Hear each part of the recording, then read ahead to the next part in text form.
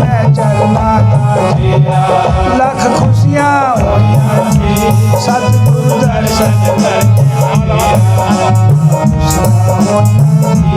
हार वाले तेरे भांजों में मर जावा, तेरे भांजों मर जावा, दर्शन करके जीवन पावा, दर्शन करके सब कारज सड़िया तेरे घट बिच मेरे घट सतगुरु दर्शन दाता जी दर्शन करके ये सुंदर छवि निराली प्यारी, ये सुंदर छवि निराली प्यारी, ये सुंदर छवि निराली प्यारी, इस दर्शन तो जावा बलिहारी, दर्शन को सारे बोलो मिलकर बोलो, मैं नहीं सुनिया, मैं नहीं सुनिया, मेरे हारा वाले, मेरे नकली वाले, मेरे मेहरा वाले, मेरे नकली वाले, मेरे गढ़गढ़वासी, देश वाले, मेरे हारा वाले, मेरे नकली वाले, मेरे गढ़गढ़वासी, मैंने सुनिया चोली बल्ले, मेरे हारा वाले, मेरे नकली बल्ले, मेरे घोंस वाले, मैंने सुनिया जय गुरानी, जय गुरानी, जय गुरानी, जय गुरानी, जय गुरानी, जय गुरानी, जय गुरानी, जय गुरानी, जय गुरानी, जय गुरानी, जय गुरानी, जय गुरानी, जय गुरानी, वो सारे सारे वो दोस्त बनो, बोलो जयकारा, बोलो मेरे श्री गुरु महाराज की जय, बोलो साचे दरबार की।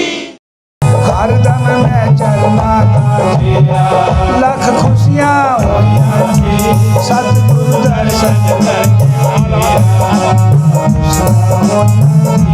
हार वाले तेरे भांजों में मर जावा, तेरे भांजों मर जावा, दर्शन करके जीवन पावा, दर्शन करके सब कारज सड़िया तेरे घट बिच मेरे घट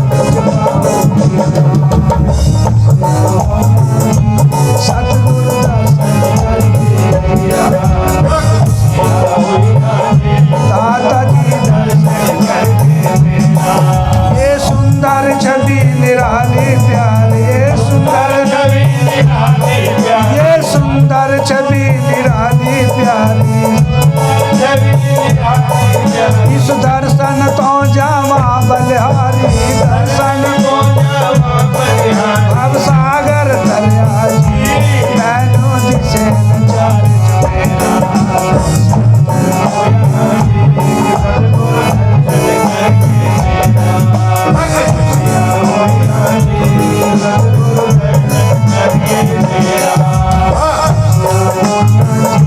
दाता जी दर्शन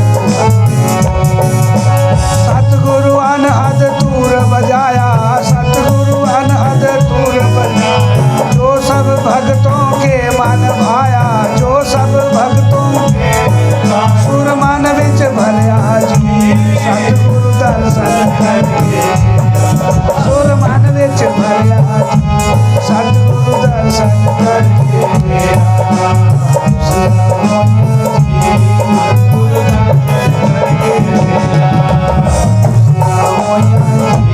हार वाले दर्शन हार वाले दर्शन करके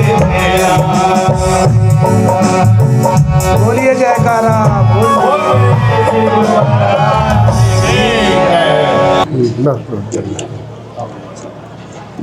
ठीक एक को तो नहीं लगा रखा है। एक को हटा दीजिए।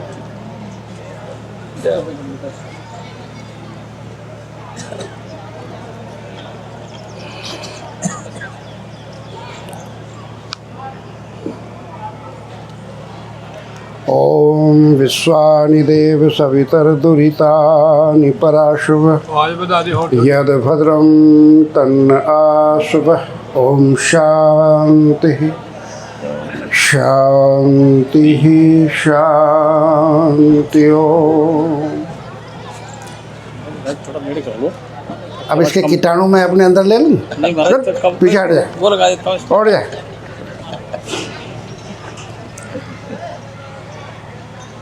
महाप्रभु के चरणों में विराजमान इस समस्त कार्यक्रम के सूत्राधार परमादरणीय परम सम्माननीय पूज्य स्वामी शरणानंद जी महाराज,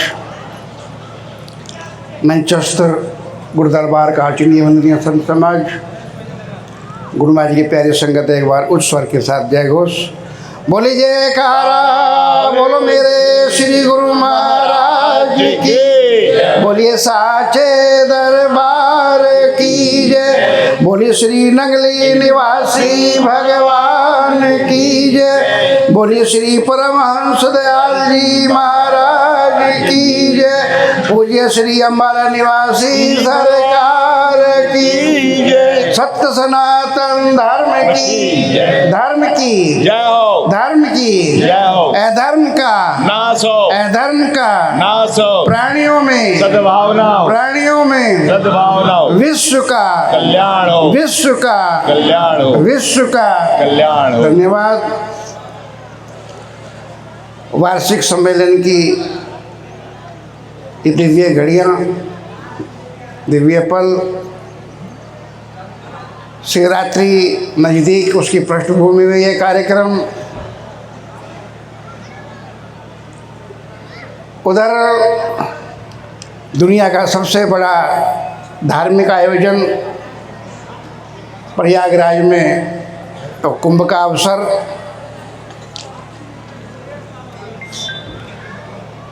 गोस्वामी तुलसीदास जी ने बहुत चिंतन किया होगा, बहुत मनन किया होगा,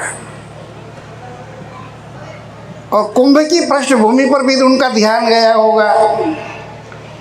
तब वो कहते हैं कि मुद मंगल में संत समाजू, जो जग जंगम तीरथ राजू, मज्जन फल पेखिए तत्काला, का को ही पिक बकाऊ मराला। संत अपने आप में चलता फिरता प्रयाग है, और प्रयाग केवल वो इलाहाबाद वाला नहीं जिसको आजकल प्रयागराज जिले के नाम से योगी जी ने नाम दे दिया है, केवल वो ही नहीं है प्रयाग। जहाँ 2 नदियाँ मिलती है, 3 नदियाँ मिलती है, वो भी प्रयाग कहलाता है।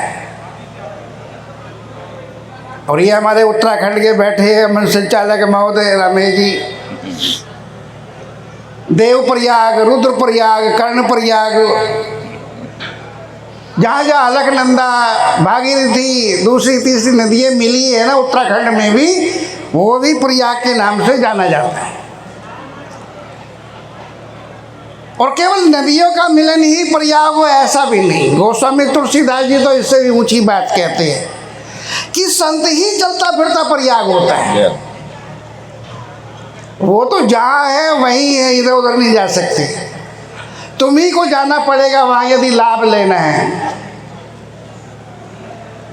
लेकिन ये संत चलता फिरता प्रयाग है, जहाँ जाएंगे वहीं प्रयाग है। और इन प्रयाग में क्या होता है, इनके सत्संग सुनने से क्या होता है, मज्जन फल पेखिए तत्काला, का कोई पिक बकाऊ मराला। इनके सत्संग में अवगाहन लगाने का, डुबकी लगाने का, और रमेश जी डुबकी लगा करके आए हैं, है ना, डूबने की कोशिश कर रहे थे, डुबकी लगाऊं लगाऊं लगाऊं, लेकिन वो घुटने तक पानी है तो डुबकी कहाँ लगे। लेकिन संतों के सत्संग में यदि कोई डुबकी लगाए ठीक से, मज्जन फल पेखिए तत्काला, उसमें नहाने का तत्काल फल मिलता है। का कोई पिक बकाऊ मराला, कौवे जैसी बोली बोलने वाला वो कोयल जैसी बोली बोलने लगता है। बकाऊ मलाला, बुगले का स्वभाव क्या होता है, क्या खाता है वो? रंग सफेद होता है, हंस का भी सफेद होता है और डिजाइन भी एक जैसे ही लगभग होता है, लेकिन वो कीड़े खाता है, केंचुए खाता है बगुला। लेकिन हंस क्या खाता है? वो मोती खाता है, ऐसा सुना। तो काक होई पिक बकाऊ मराला। और इतिहास में सैकड़ों हजारों करोड़ों ऐसे प्रमाण हैं, हमारा वैदिक वांग में भरा पड़ा है ऐसे प्रमाणों से। अंगुलीमाल जैसा आतताई स्वभावतन जो है ना, मर्डर करने की जिसको आदत, जिसकी डीएनए में, अब नाम उसका क्या था कोई नहीं जानता, लेकिन जो वो काम करता था उसके नाम पर ही, उसके काम पर ही नाम पड़ गया अंगुलीमाल। उसको एक बीमारी थी।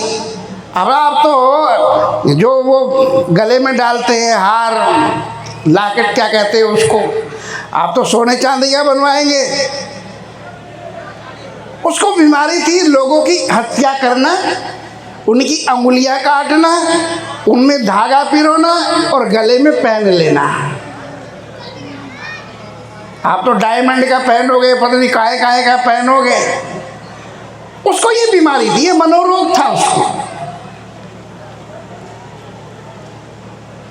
उस समय के जो शासक थे, राजा थे, उन्होंने बहुत कोशिश करी ये काबू में आए, इसे कब्जे में करे, जेल में डालें, लेकिन जो उसको जाता था अरेस्ट करने के लिए उसी का जयराम जी ही कर देता, उसकी भी अंगुलियां पहन लेता था। शासक परेशान और ऐसी सीमा पर रहता था जहां दो राज्यों की सीमा थी। वो तेरे क्षेत्र का मामला, वो तेरे क्षेत्र का मामला, कई बार सड़क पर होती ना, रोड रेस होता है ना, वो तो पुलिस अब उलझ जाती है, कहते हैं हमारे इलाके का मामला नहीं है, उस पुलिस वो जाने, वो चंडीगढ़ पुलिस जाने, ये तो पंचकुला है। कितने मारे कुछ संख्या में। एक संत को दया आई, मुद मंगल में संत समाजू, जो जग जंगम तीरथ राजू, मज्जन फल पे तत्काला, काक होई पिग बकहु मराला। एक संत को दया आई, संत हृदय नवनीत समाना, कहा कवियन पर कहीं नहीं जाना, निज परिताप दरबहु नवनीता, पर दुख दरबहु सुसंत पुनीता। संत का हृदय कैसा होता है, गोस्वामी जी खुद ही कहते हैं ऐसा होता है कि भाई जैसा मक्खन होता है, पर ये ठीक नहीं। लोग कहते हैं मक्खन जैसा होता है संत का हृदय, पर नहीं, ठीक से कहना नहीं जाना, उनको कहना नहीं आया। संत का हृदय तो मक्खन से भी ज्यादा सॉफ्ट होता है। निज परिताप दरबहु नवनीता, पर दुख दरबहु सुसंत पुनीता। मक्खन को तो आप टेम्परेचर देंगे, एलपीजी जलाएंगे, फ्राई पैन रखेंगे, उसमें मक्खन डालेंगे तब पिघलेगा, या कम से कम 45 डिग्री का टेम्परेचर हो। मक्खन रख दो धूप में, वो अंदर कमरे में रखा ही पिघल जाता है यदि टेम्परेचर 45-40 हो। पर टेम्परेचर से पिघलेगा, अपने आप नहीं पिघलेगा।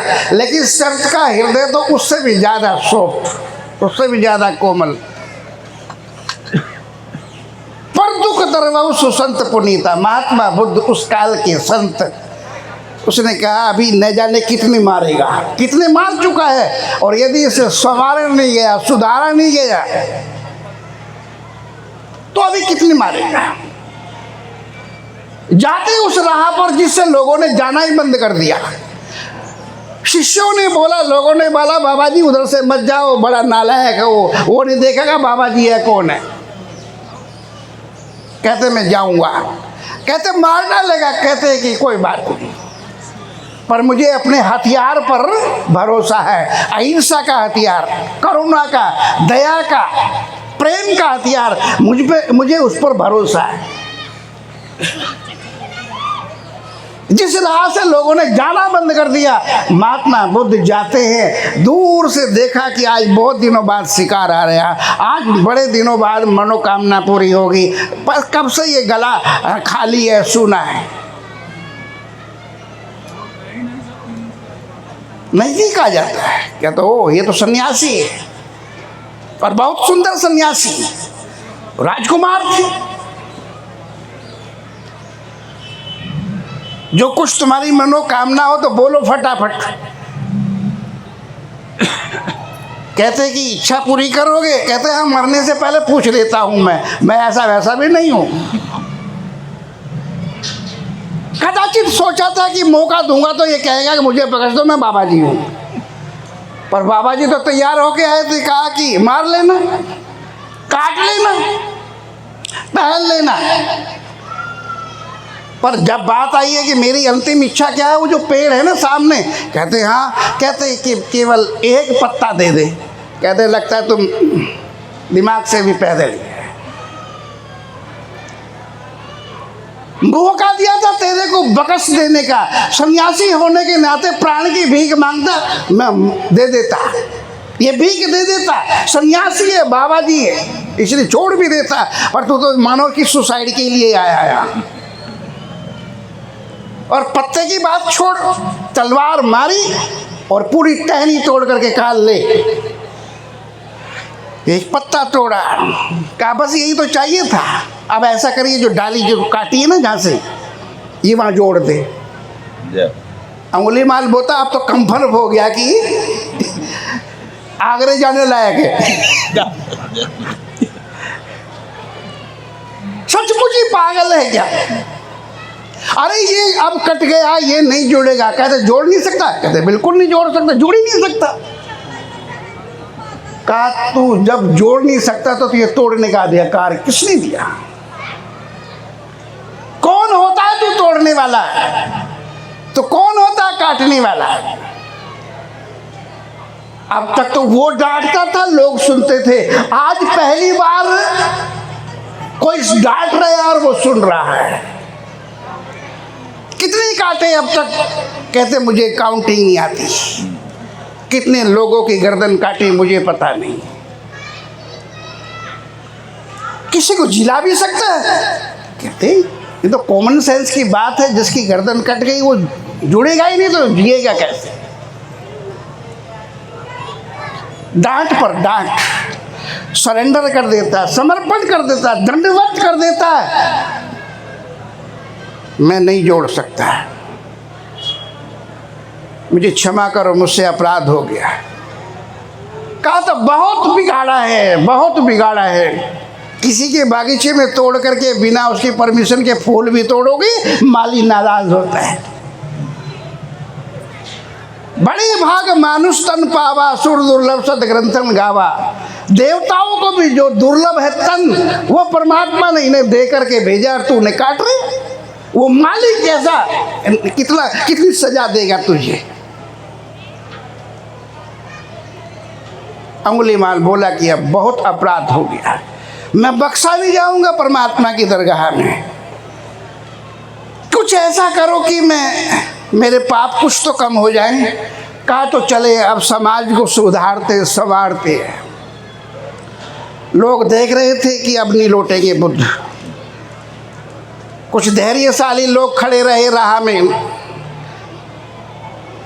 अपना अंग वस्त्र उतारा, एक संन्यास पहना दिया कि चलो अब प्रचार करते हैं, धर्म का प्रचार करते हैं, अध्यात्म का प्रचार करते हैं, जीव कल्याण का कुछ काम करते हैं। सन्यासी बना दिया। अब 2 सन्यासी उतर रहे थे, लोग बोले कि बाबा जी तो एक गया था, ये 2 कैसे लौट रहे हैं? नहीं जी क्या गए, बोले कि भागो, ये तो अंगुलीमाल है साथ में, और ये तो बाबा जी के साथ में कुछ नहीं बोल रहा है, यहाँ आके क्या करेगा, भागो। उसने कहा कि अब मैं, कोई मुझे कुछ भी कहेगा, जो तुमने सजा देनी दे लो, मैं किसी को अब कुछ नहीं बोलूँगा। आप महात्मा बुद्ध का इतिहास पढ़ेंगे, धर्म का सबसे ज़्यादा काम, बौद्ध धर्म का सबसे ज़्यादा काम यदि किसी ने किया है महात्मा बुद्ध के शिष्यों में, उसी अंगुलीमाल ने किया है। बड़े बड़े राजा, बड़े बड़े शासक शरणागत हो गए कि ये तो बड़ा नालायक है, बाबा जी बन गया, इसकी बात में दम है। अपि चेतसु दुराचारे भजते मामन्य भाग साधु उससे मंतव्य सम्यक व्यवसितो ईसा। भगवान श्री कृष्ण गीता में कहते हैं कि अपि चेतसु दुराचारो भजते मामन्य भाग। कोई टापर हो पाप करने वालों में, हत्यारे से हत्यारा हो, पापियों में वो टॉप किए हुए हो, मेडल जिसको मिला हुआ हो, ऐसा भी कोई पापी हो, अपि चेतसु दुराचारो, दुराचार में नंबर 1 हो, वो भी यदि मेरी शरणागत हो जाता है, मेरे शरण में आ जाता है, तो मैं उसे सब पापों से मुक्त कर देता हूं। महात्मा बुद्ध ने वही किया और भगवान ने भी कदाचित उसे मुक्त किया होगा, क्योंकि उसने फिर जो काम किया है प्रचार का, धर्म का, अध्यात्म का, फिर महात्मा बुद्ध के शिष्यों में नंबर 1 रहा। तो उस कुंभ में तो हमारे कई संत तो अपना पर्स भी गंवा करके आए। वो एक संत गए नहाने के लिए, है ना, वो 40,000 रुपये ही, है ना, उसको 10 रुपये गिरा दिया बराबर में। कहा कि आलोक प्रेमानंद भाई जी भी साथ में ये कह रहे हैं कि वो 10 रुपये गिराए। कहा कि माता तुम्हारे 10 रुपये गिर गए। वो ध्यान उधर गया, वो उधर से आए और वो पर्स लेकर के 50,000 कहती हो, 50 हो गए। न सस्ता में हो गया उसको। तो कुंभ में फल तो क्या मिलेंगे, वो जो फल था, लेकिन इस कुंभ में, इस प्रयाग में, इस तीर्थ में, ये कलयुग है। इस युग में जितनी छूट है, जितना लाभ, जितना फायदा, जितने आनंद इस युग में है, कलयुग समयुग आन नहीं, जो नर करहि विश्वास, गाय राम गुण गण विमल यस, भवतर भी नहीं प्रयास। आप सीजन छूट होती ना, कंपनियां देती है। जब जाड़े आते हैं तो कंपनियां छूट देती है ना, फ्रिज में इतने % छूट, कूलर में इतने, एसी में इतने, क्योंकि जाड़े में है बिकनी, कुछ तो आवे लौट करके।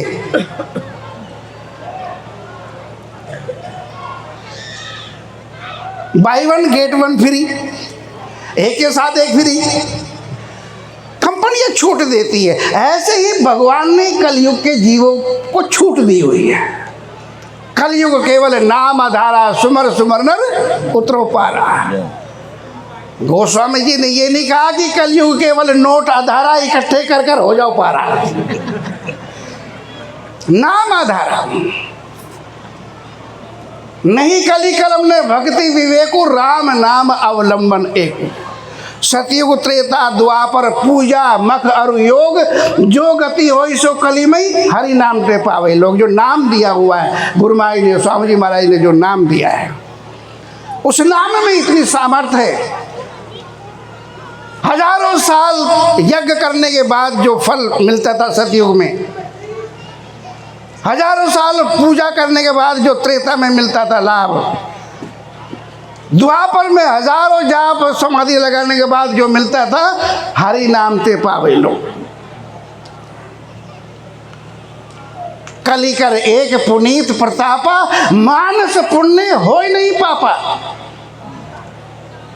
जरा ध्यान दे, गोस्वामी जी कोई ऐसे वैसे महापुरुष नहीं, यूं ही नहीं लिख दी श्री रामचरितमानस। मंथन किया होगा, कलिकर एक पुनीत प्रतापा, मानस पुण्य हो ही नहीं पापा। कलयुग में मानस भी यदि तुम मानसिक रूप से मन ही मन भी यदि पुण्य कर देते हो, मानस पुण्य हो ही नहीं पापा। तुम मन ही मन यदि पुण्य कर देते हो, ओ पीछे बैठो, चलो। रियल में यदि आप भंडारा नहीं कर सकते, मन ही मन कर लो, मन से पूरी कॉलोनी को बुलाओ, भंडारा है। और भंडारे में हलवाई को बोलो कि जितने भी बढ़िया बढ़िया डिश होती है वेज दूसरे वाला नहीं, वेज में जो कुछ भी बढ़िया बढ़िया आता है वो बनाओ। पीछे ला जाओ। हल्दीराम वाला जितना भी माल है वो सारा लाओ। मन से ही तो करना है, अरे पैसा थोड़ी लगना है। गोस्वामी जी कहते हैं वही फायदा मिलेगा, वही लाभ मिलेगा, वही पुण्य मिलेगा जो रियल में भंडारा करने से मिलता है। तो फिर रियल में चेक की जरूरत क्या है? मंदिर बनवाना है तो बढ़िया से बढ़िया बनाना है ना। इटालियन है ना, वो जो टाइल है इटालियन पत्थर है वो मंगवाओ, फिर ये इधर का मकराना कार इधर उधर का लाना। बढ़िया सा मंदिर में अपना इटालियन ग्रेनाइट लगाओ, बढ़िया सा मंदिर बनाओ, बढ़िया सी छवि गुरु महाराज जी की विराजमान करो। हार पहना तो फिर डायमंड का पहनाओ, ऐसा वैसा फूलों का, गेंदा का, गुलाब का क्या पहनाना। मान से पुण्य हो ही नहीं पापा, बिना एक पैसा खर्च किए वही पुण्य मिलेगा जो रियल में डायमंड का सेट पहनाने पर मिलेगा। ये अंधेर करती तो है कलयुग की, अंधेरे करती चौपट राजा। इसका लाभ क्यों ना उठाया जाए कलयुग में?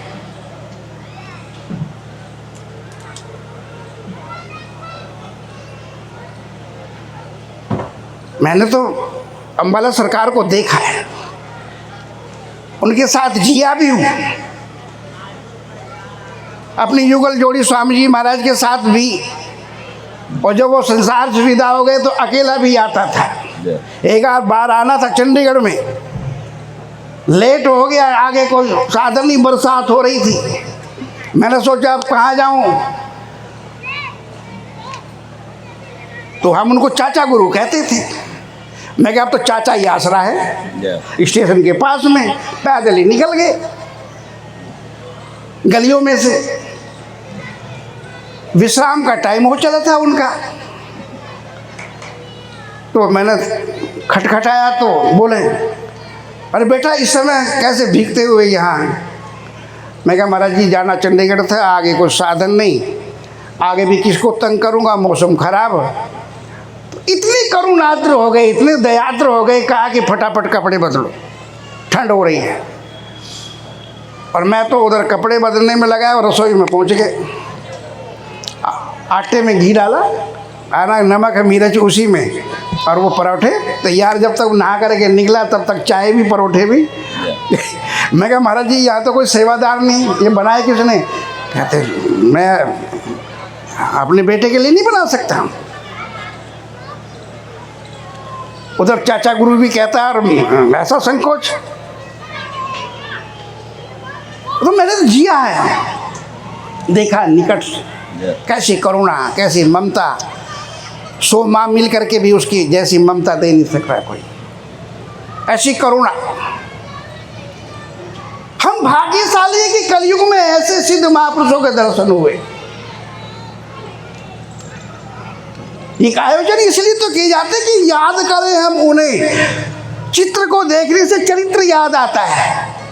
जैसे उनकी छवि देखते, उनके आदेश, उनके उपदेश स्वाभाविक उतरने लगते हैं। एक रील चलने लगती है, क्या क्या बोलते थे वो, क्या उपदेश देते थे, क्या ज्ञान देते थे। चलचित्र की भांति वो फिल्म चलने लगती है, जैसे वीडियो चलने लगती है। एक भी वाणी यदि हम ऐसे महापुरुषों के प्रति हम अपना उस वाणी पर जीवन समर्पित कर देते हैं, जीवन धन्य धन्य हो जाएगा, कृत्य कृत्य हो जाएगा। ये उन महापुरुषों का तो प्रताप ही तो है। सुदूर गोरखपुर, पता नहीं कहाँ कहाँ, इधर झारखंड, छत्तीसगढ़, इधर राजस्थान में सुदूर है ना, आदिवासी गांवों में। अच्छा दिल्ली में छोटी छोटी झोपड़ियों में हमारे जैसा तो बोलता है कि यहाँ कहाँ टिकेंगे, क्या खाएंगे, क्या पिएंगे। बढ़िया सी बोला जी जैसी कोठी होनी चाहिए तभी रुकेंगे। जिसमें सिर झुका करके मुश्किल घुसा जाए, ऐसी ऐसी झोपड़ियों में हमने देखा है। वो कीर्ति नगर का इलाका दिल्ली में जो जानते, एक जगह है अभी कीर्ति नगर में, हाँ वो जगह पता नहीं है या नहीं है आश्रम कीर्ति नगर में, कीर्ति नगर, हाँ नाले के ऊपर। हाँ जी, हाँ जी, मैं वो भी वहाँ भी गया हूँ। इसलिए आगे झोपड़ियों में, और कई बार तो ठीक से हमारे लिए तो वो खाना नहीं, लेकिन वो खुश होकर के अमृत, क्योंकि अच्छा एक और, हम तो कुछ भी आता था खा लेते सीधे, वो पर्स में रखते है ना गुरु महाराज जी को, पर्स में ये लो पहले भोग लगाओ और जेब में रखना, तब वो फिर बांट देना। सिखाया उन्होंने कि भक्ति किसे कहते हैं, गुरु भक्ति किसे कहते हैं, सेवा भाव क्या होता है, प्रैक्टिकल करके सिखाया। कथनी मीठी खांड सी करनी विस्की लोए, कथनी तज करनी करे तो विष से अमृत होए। ऐसा सत्संग सतयुग में कहाँ मिलता था जी। ये तो उन महापुरुषों की कृपा है कि आजकल फेसबुक, यहाँ बैठे आप लोग, लेकिन जो नहीं आए तो इस वो लाइव चल रहे। हाँ इतना सत्संग नहीं था सतयुग में, त्रेता पे बाबा जी लोग जंगल में होते थे, आप लोग जाते थे चल करके, और अब तो बाबा लोगों ने आपके बीच में ही कुटिया बना दी है, आश्रम बना दिए हैं। बाबा जी रात दिन दौड़ते रहते हैं। उम्र के इस पड़ाव पर आने के बाद में ये स्वामी जी महाराज की कृपा, उनका आदेश का पालन, ठीक से आज्ञा का पालन। मुझे तो अभी पता चला इनकी जो सहधर्मिणी थी वो परसों विदा हो गए, उसके बाद भी जरा देखिए त्याग। आप जैसा होता तो घर से बाहर नहीं निकलता है, आंसू टपका रहा होता है, लेकिन सन्यासी गृह त्यागी प्रत्यक्षम किम प्रमाणम, उनकी क्रिया करने के बाद तुरंत यहाँ आ गए और कार्यक्रम में जुट गए, आपके सामने बैठे हुए, और यहाँ लोग नाच रहे गा रहे, वो शामिल है आपके बीच में। अनअटैचमेंट, इसे कहते हैं वैराग, इसे कहते हैं त्याग। एक बहुत बड़ा वर्ग तो ऐसा ही है कि वो बस पहन लेते हैं वस्त्र, ये त्याग और तपस्या का प्रतीक, लेकिन आचरण में वो सन्यास उतरता नहीं। लाभ क्या है इससे, तो वो सफेद वाला ही ठीक थे। महावीर स्वामी जंगल में परमहंस नग्न जंगल में रहते थे। एक दिन बाजार में किसी कारण से निकल रहे तो देखा कि ये तो चिर परिचित चेहरा है, ये तो जंगल में प्राय मिलता है हमको, पर ये बाजार में ये इतनी सारी चिड़िया लेकर के बैठा हुआ है, इतने सारे जानवर जाल में फंसाए बैठा हुआ है, ये तो जंगल में मिलता है प्राय, आज बाजार में ये क्या लिए बेच रहे हैं ये। उसने कहा आप वही हो ना जो जंगल में, कहते हैं हाँ महाराज जी। कहा कि वहाँ तो आप संन्यास पहन करके आते हो जंगल में, तो हमने सोचा कि कोई तपस्वी होगा, कोई योगी होगा, सन्यासी होगा, गृह त्यागी होगा, साधना के लिए आता है जंगल में, पर तुम्हारा ये धंधा है, ये तो अब पता चला मार्केट में आने के बाद में, फिर ये कपड़ा ही क्यों पहनते हो। कहते सच बताऊं, कहते हाँ सच बताऊं। कहा कि इस कपड़े को देख करके जानवर चले आते हैं, पक्षी चले आते बिल्कुल निकट, कि ये तो बाबा जी है, सन्यासी है, गृह त्यागी है, सब कुछ छोड़ करके बना, इनके अंदर तो ममता है, करुणा है, प्यार है, ब्रह्म भाव है इनके अंदर, तो ये हमारा क्या नुकसान कर सकते हैं, ये हमारी क्या हानि पहुंचा सकते हैं। इसलिए पक्षी चले जाते और मेरे को आसानी हो जाती है फंदा डालने में, फंसाने में, जाल डालने में। मैं उन वाले कपड़ों को पहन करके जाऊं तो कोई नहीं फंसेगा, क्योंकि जानते नालायक है, मारेगा। पर ये पहन करके जब मैं जाता हूं तो सब चले आते हैं। घटना कहती है, जैनियों का इतिहास कहता है। उसके बाद तो जो कोपीन पहनते थे महावीर स्वामी, वो भी फेंक दी, कहा कि परमात्मा ने जैसा पैदा किया अब वैसा ही रहूंगा, कोई बनावट नहीं। काहे को सन्यासी वस्त्र अंतःकरण रंगा हुआ होना चाहिए।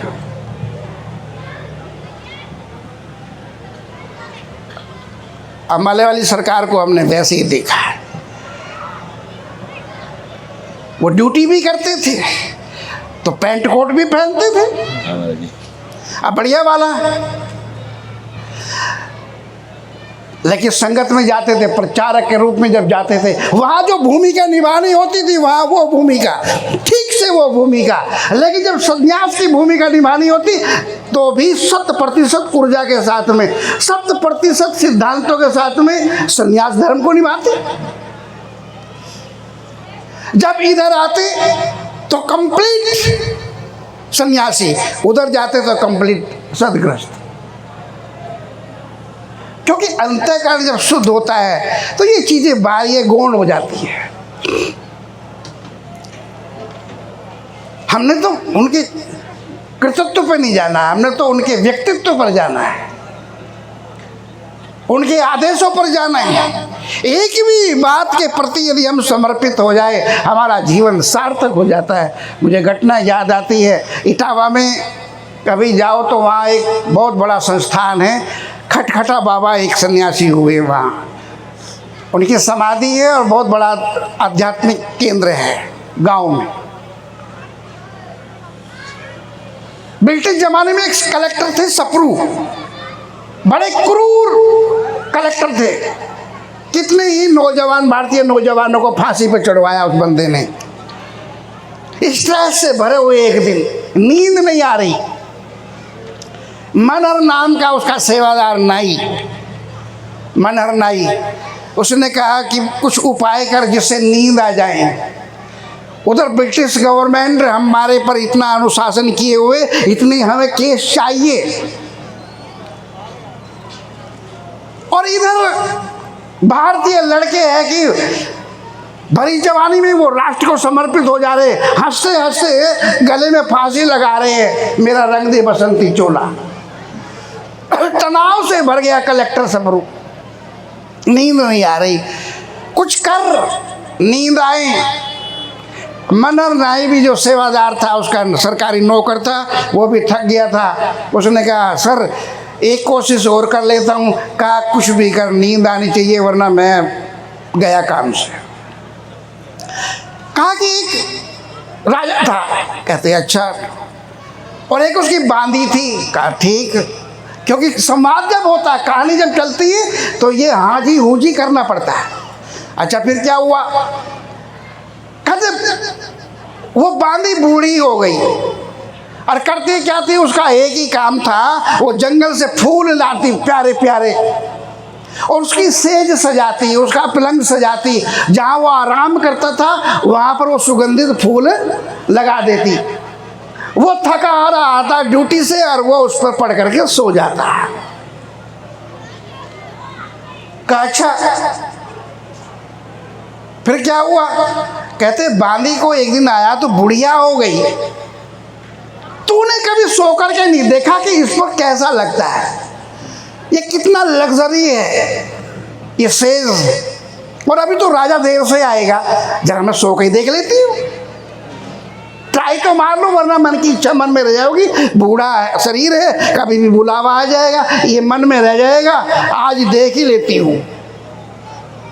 लेट जाती, वो इतना अच्छा, इतना सुगंधित, इतना लग्जरी, बूढ़े शरीर को थोड़ा सा झपकी आ जाती है, और झपकी क्या आ गई, नींद ही आ गई। टाइम हो गया राजा के आने का, अब सप्रू करता। अच्छा उसके बाद क्या हुआ? कहते उसके बाद क्या होना था, राजा का तो पारा हाई हो गया, हंटर उतारा, उस बूढ़े शरीर पर इतने हंटर बरसाए, चमड़ी उधड़ गई, चीख रही है बांदी, गलती हो गई, मत मारो मत मारो। लेकिन वो दुष्ट मारे जा रहे हैं। कलेक्टर सफर बोलता फिर क्या हुआ? कहता होना क्या था, अचानक वो बूढ़ा शरीर, वो बूढ़ी माँ चुप हो जाती है और खिलखिला करके हंसती है। कहा क्यों? कहा ये क्यों ही तो पूछा था राजा ने कि लगता है इसके दिमाग में कोई चोट लग गई है, इसलिए ये अभी तो रो रही थी और अब हंस रही है। वो भी ठाके लगा करके। कहा कि तू हंटर फेंक करके पूछता है तू हंस क्यों रही है? कहता है कि तूने और जितना मार ले, मैं अब नहीं रोऊंगी, मैं हंसूंगी। ये मेरे हंसने का टाइम है। राजा तो घबरा गया, हंसने का टाइम क्यों है? लहू बह रहा है तेरे शरीर से। कहते कि मैं तो थोड़ी सी देर सोई थी, इतना बड़ा दंड, चमड़ी उधेड़ दी तूने मेरी, खून बह रहा है। मैं ये सोच करके हंस रही हूँ कि तुझे तो मैं बचपन से सुलाती आ रही हूँ, तू बचपन से जवानी आई, बुढ़ापा तू भी बूढ़ा हो चला है, तुझे कितना दंड मिलेगा यदि इस पर सोने पर दंड मिलता है तो। और जब तेरे को इसका दंड मिलेगा तो कैसा चीखेगा, कैसा तड़पेगा, कैसा चिल्लाएगा। मैं उस पल को याद करके खुश हो रही हूँ। परमात्मा कितना बड़ा दंड देगा। मैं तो थोड़ी देर सोई, उसका ये प्रतिफल है, और तू तो बचपन से सोता आ रहा है। कहानी अभी पूरी हुई थी या नहीं, सफरू उठा, कलेक्टर कंबल कांधे पर रखा और निकल गया जंगल में। इटावा के उधर आगे बीहड़ चंबल का इलाका लगता है, वहाँ निकल गया। 40 साल बाद वो लौटा, सफरू कलेक्टर, ब्रिटिश अधिकारी। लोगों ने कुछ ने पहचान लिया, दाढ़ी बड़ी हुई और एक टेढ़ा मेढ़ा हाथ में डंडा। पहली बार इटावा शहर में आया। कहा कि अरे ये तो कलेक्टर लग रहा है। पूछ लिया आप वही हो ने? कहते हाँ। तो वो खटखट करता हुआ आ रहा था, बूढ़ा शरीर हो गया था, तो उसका नाम ही पड़ गया खटखटा बाबा। बड़ा प्रसिद्ध हुआ, फिर वो संत सन्यासी बन गया। केवल एक बात ने, वो कहानी जो मनहर नाई ने सुनाई थी, एक बात ने उसका जीवन बदल दिया, व्यक्तित्व बदल दिया। ब्रिटिश अधिकारी को, क्रूर अधिकारी को सन्यासी बना दिया। सत्य की वाणी यदि लग जाए तो जीवन को धन्य बना देती है। स्वामी जी महाराज इसलिए आयोजन करते हैं कि भाई अपनी बात समझ में ना आवे तो किसी की तो आ जाएगी। बाबाओं की बात समझ में ना आवे तो भाई जी की आ जाएगी। ये संत की करुणा। और उसी क्रम में मैं पिछली बार आ नहीं पाया हूँ क्योंकि कार्यक्रम कई और भी होते हैं। इस बार मुझे मौका मिला है। पीड़ा ये हो रही कि पिछली बार ये हाउसफुल था, पर मुझे लगता है ये जो चल रहा है ना, ये लाइव प्रोग्राम, कुछ तो इसकी भी देन है। अपने घरों पे देख लेगा, क्यों बाबा जी के पास जाए। बाबा जी के पास जाएंगे तो दक्षिणा भी देनी पड़ेगी, इसलिए यही से देख लो, पूरा आनंद लो। घर में बैठे बैठे भले ही अपना है ना परोठे बना रहे हो, मोबाइल साफ भी चल रहा है, भाई वही बात वहाँ मिलेगी, वो यही देख लो। पर ध्यान रखें, आप कभी देखना स्क्रीन फुल LED वाली ही कोई टीवी हो, फुल स्क्रीन वाली, उसमें जलेबी उतर रही हो, स्वामी जी, उसको देख करके स्टार्च नहीं बनेगा, गले में लार नहीं बनेगी, और रियल में बन रही हो। फिर देखो शुगर का मरीज होगा तो अभी कहता है अच्छा 100 ग्राम तो दही दे, गरम उसको देखते ही लार बनेगी, स्टार्च बनेगा। लेकिन वो फुल LED, फुल स्क्रीन वाली, उसमें बन रही हो। अच्छा बागीचा हो, कोई सुगंधित फूल खिले हो उसमें स्क्रीन पर, उस सुगंध नहीं आने वाली। कोई नदी हो, उसकी ठंडी लहर नहीं आने वाली। लेकिन रियल यदि कोई नदी होगी, रियल में कोई बगीचा होगा, भले हमारी सोसाइटी वाला कोई बगीचा हुआ, उसकी सुगंध आएगी। ये ध्यान रखो। ये जो दिमाग में लिए बैठे हैं कि भाई वो आनंद यहाँ मिल जाएगा, वो बात हमें यहाँ भी मिल जाएगी, नहीं मिलेगी। चित्र से चरित्र प्रभावित होता है। और एक बात कह करके वाणी को विराम, अब पता नहीं शायद ये हमारे गायक महोदय है भगत जी, सुभा मुदगल, बालक राम जी। सुभा मुदगल दक्षिण भारत की बहुत बड़ी मानी हुई कलाकार हुई है क्लासिकल म्यूजिक की। सुभा मुदगल वृंदावन में होता है हरिदास जयंती, जो तैनसान बैजू बावरा आके जो गुरु थे उसकी जयंती होती है। बड़े अच्छे अच्छे कलाकार आते हैं इंटरनेशनल स्तर के। और मैं विद्यार्थी रहा हूँ गुरुकुल में वहाँ, तो मैं जरूर जाता था। तो एक बार क्या हुआ, सुबह मुदगल लगातार 3 बार से मेडल ले जा रही थी। जो टॉप का गाता था उसको मेडल मिलता था, लेकिन जो दूसरे नंबर पे आ रहा था वो भी लगातार पूरे साल रियाज करते, लेकिन आता था 2nd नंबर पे। मेडल उसको वो नहीं मिलता था नंबर 1 वाला।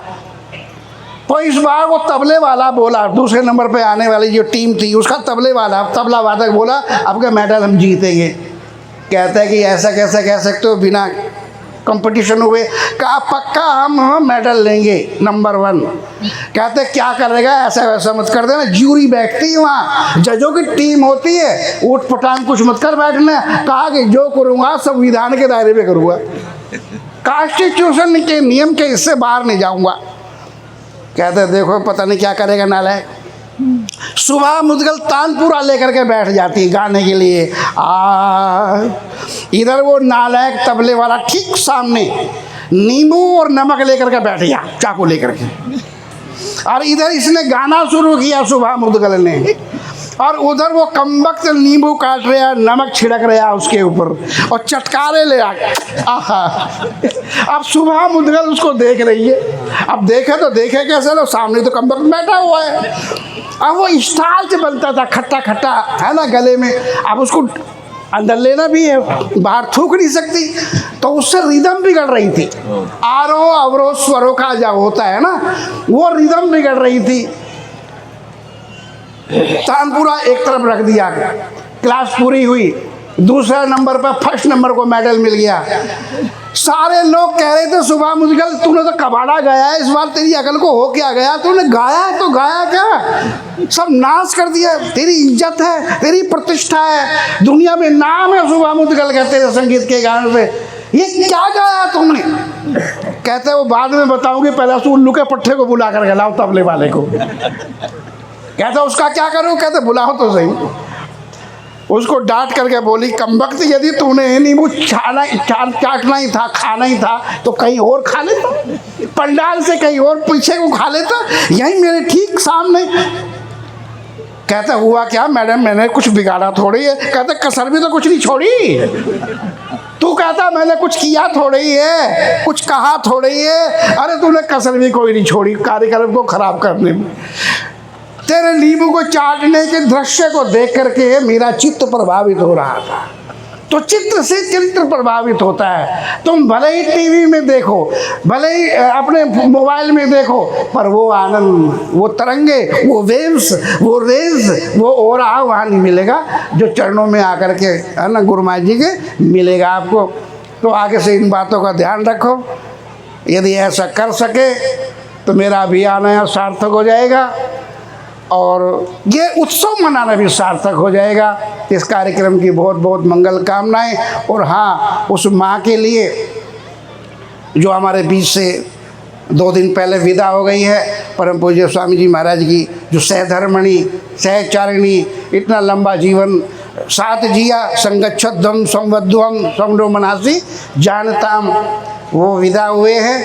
उनकी आत्मा के लिए मंगल कामना, गुरु महाराज जी से उनकी आत्मा की शांति के लिए प्रार्थना कि वो अपनी शरण में उस दिव्य आत्मा को रखे, उनको अपना लोक प्रदान करे। इस मंगल कामना के साथ में एक बार उस स्वस्थ के साथ जय घोष बोले सदगुरुदेव भगवान की, श्री नगली निवासी भगवान की, श्री परमहंस दयाल जी महाराज की, श्री स्वामी जी महाराज की। हरिओम तत्सत।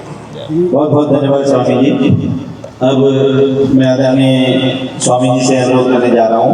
और आते सर्व रंग में ध्यावत है संत, जेहि खोजत ब्रह्मा थके सुर नर मुनि अब देवा, कहे कबीर संसारवार कर सतगुरु की सेवा।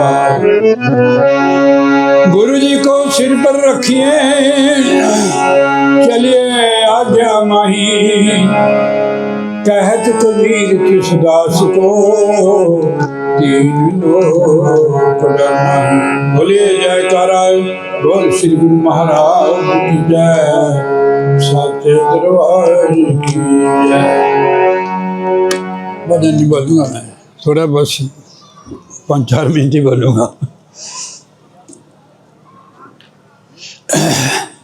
मेरे को वैसे बोलना बल नहीं आता, मैं पढ़ा लिखा भी नहीं हूँ। स्वामी जी हैं ना जी, कुछ नहीं, बाहर आपको तंग नहीं करेंगे। स्वामी जी के बाद जाकर मैं कुछ सीखूंगा, संस्कृत तेरा वगैरह, सेवा करूंगा मैं आपकी, कपड़े भी धोऊंगा।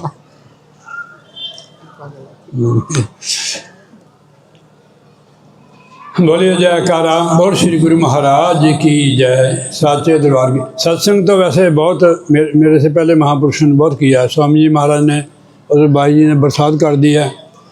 सत्संग के प्रति हमारे को उपदेश दिया कि सत्संग किसे कहते हैं, सत्संग में आने से हमें क्या लाभ मिलता है। सत्संग एक रूहानी स्कूल कॉलेज है, यह रूहानी शिक्षा दी जाती है। दुनियावी शिक्षा तो हम स्कूल कॉलेजों में ले ही लेते हैं, जिससे हमारी जीविका बढ़िया चलती है। तो ये वो दरबार है, ये वो कॉलेज है सतगुरु महाराज का, नगरी निवासी भगवान का। यहाँ हमें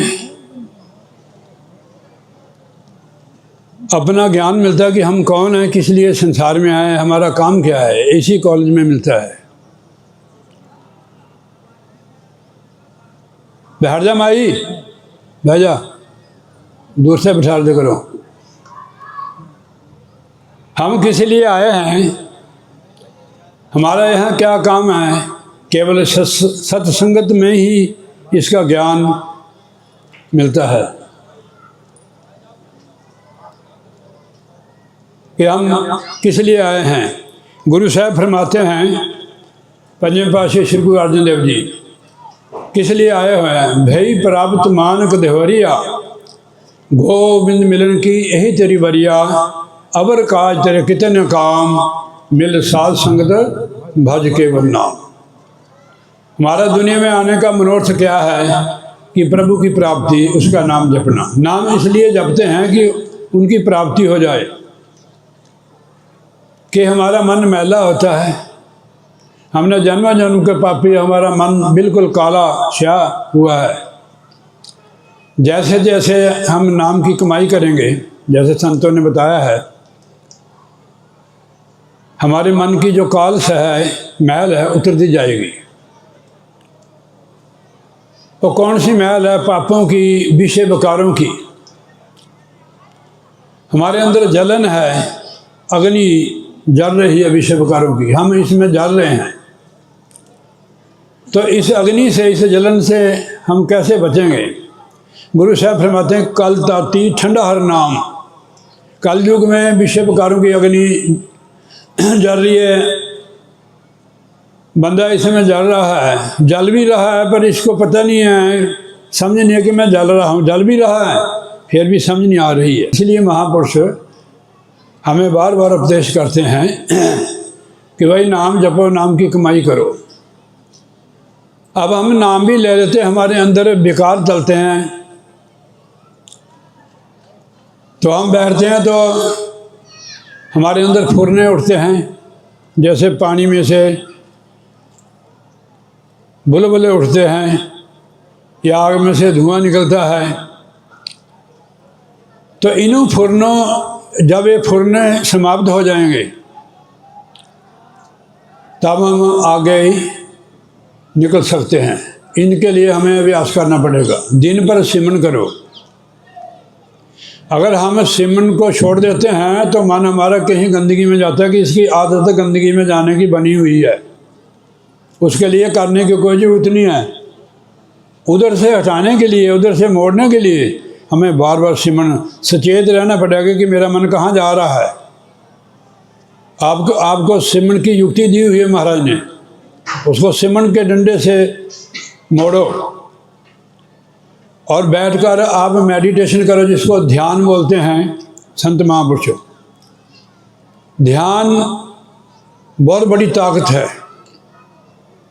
हम जिसका ध्यान करते हैं उनको टच होता है उसका, और जो उसकी एनर्जी होती है नेगेटिव है पॉजिटिव, वो हमारे अंदर प्रवेश हो जाती है। और दुनियादारी का ध्यान करोगे, बच्चों का ध्यान करोगे तो उनका मोह आएगा हमारे को। किसी औरत का करेंगे तो कामना पैदा होगी हमारे अंदर, किसी पुरुष का है तो भी ऐसा होगा। तो इसलिए ध्यान गुरु महाराज का करना चाहिए। श्री गुरु ग्रंथ साहब में महाराज ने फरमाया कि गुरु की मूर्त मन में ध्यान, गुरु के शब्द मंत्र मन मान। पता नहीं गीता में लिखा हुआ, ध्यान मूल गुरु मूर्ति, पूजा मूल गुरु पदम, मंत्र मूल गुरु वाक्यम, मोक्ष मूल गुरु कृपा। कृपा उन पर होती है जो कुछ करते हैं। अब ये जो वाणी हम बोल रहे हैं, ये महापुरुषों की वाणी है, उनका जीवन का तजर्बा हमारा नहीं है। ये हम करेंगे तब हमारा ज्ञान होगा। दूसरों का ज्ञान तो हम पढ़ देते, जैसे मैं पढ़ रहा हूँ। जब तक नाम की कमाई नहीं करोगे नहीं बनेगा। आपने देखा कि कागज के फूलों से खुशबू आती है? नहीं आती है ना। वाणी पढ़ना और सुनना बहुत अच्छा है, पर मगर जब तक हम करने नहीं करेंगे तो कोई लाभ नहीं होगा। सत्संग का मतलब यही है। गुरु साहब ने लिखा, कर साध संगत भज केवल नाम, अबर काज तेरे कितन काम।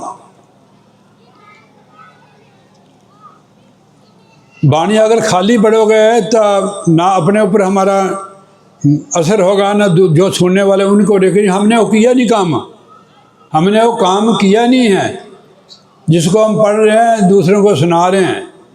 अब गुरु साहब, मैं ज़्यादा लंबा शब्द नहीं लिया कि मेरे को पता है कि ये चौथी पातशाही श्री गुरु रामदास जी महाराज की वाणी है। हमें गुरु साहब क्या शिक्षा देते हैं। जैसे हमारे गुरु के बारे में थोड़ा सा प्रकाश डालते हैं। गुरु वो सुप्रीम पावर ताकत है जो निराकार में भी है और साकार में भी है। निराकार सर्वव्यापक है। कई जगह हम गिरने लगते हैं तो हमारे को संभाल लेती है, वो निराकार ताकत है जिसको सतगुरु गुरु कहते हैं। जैसे नंगली वाले सरकार आए, आपने सूर्य दर्शन में उनकी लीला पढ़ी है, अभी सुनाई भी है। वो तो वही ताकत होती है गुरु की, जो परमेश्वर की। परमेश्वरी गुरु होके संसार में आता है। जैसे गुरुवाणी में फरमाया कि ब्रह्म बोले काय को बोले, वो परमेश्वर ही गुरु बन के आता है। अब कितने संत हमारे अपना ध्यान देते हैं?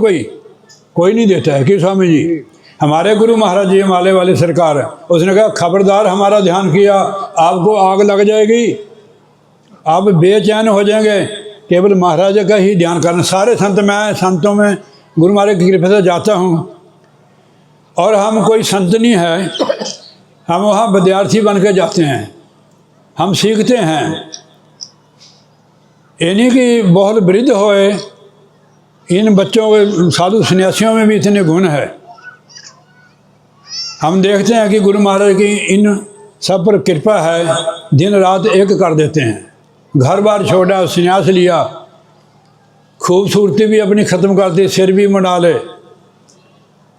देखो ये बैठी हैं रंग बिरंगी बीबियाँ, पता नहीं इन्होंने कितने सूट देखे होंगे, तब एक सूट ये पा के आए। इनका एक ही ड्रेस है। तो कहने का मतलब है गुरु महाराज की कृपा से, इसीलिए इनको संन्यास दिया है कि आप संसार में जाकर सोई हुई रूहों को जगाओ। अभी भगमे बारे बोला था किसी ने, चोले के बारे, कि रमेश बोलता था जो सुदेश सेक्रेटरी था, कि आप चोला डालो चाहे ना डालो, जब तक करने नहीं करोगे आपका बेकार है सारा कुछ। ये लोग पहले साधना करते हैं, तब ये मैदान में आते हैं, रूहानी के मैदान में, ऐसे थोड़ा उतरा जाता है। तो जब तक हम कुछ छोड़ते नहीं है तो आगे कैसे पहुंचोगे। हर किसी को पता कि मैंने क्या छोड़ा हुआ है। ये काम परिवार में रह के भी कर सकते हो, संन्यास लेके भी कर सकते हो। क्या छोड़ा हमने, कुछ नहीं छोड़ा है। छोड़ने का मतलब है कि हमारा मन उनमें रमा न रहे, उनमें पकड़ ना हो। जब तक हम भजन अभ्यास नहीं करते, शरीर की सीमा को पार नहीं करते, कोई नहीं छोड़ सकता, चाहे जो मर्जी होवे।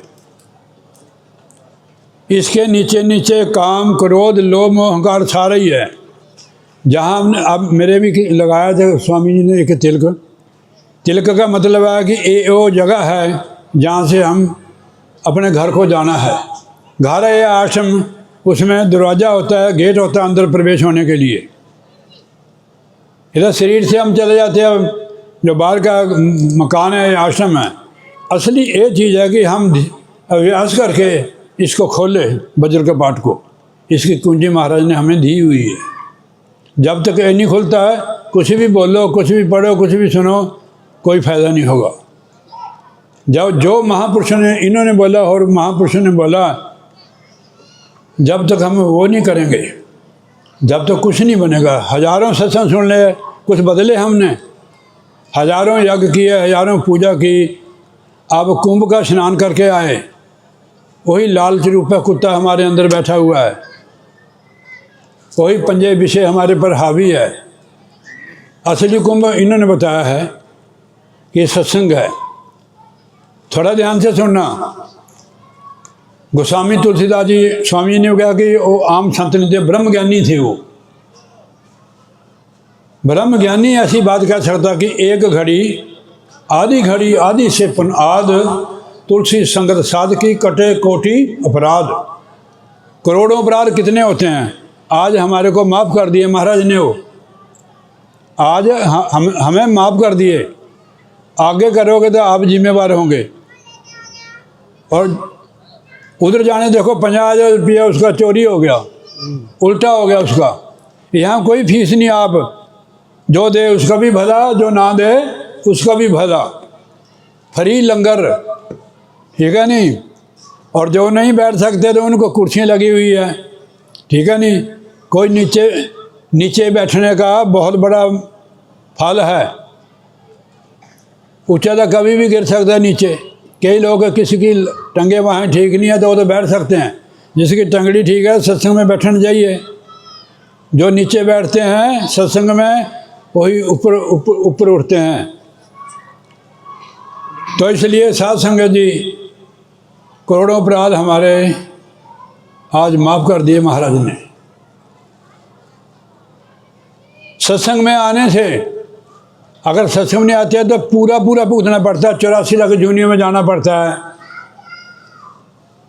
8 करोड़ 40 लाख साल की आयु होती है 84 की, इतनी सज़ा भुगतनी पड़ती।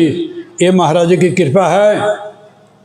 महाराज ने लिखा गुरबाणी में, कृपा होवे जिस पार ब्रह्म, होवे साधु संग, जियो बधाइए तीसरी अर्थ रंग।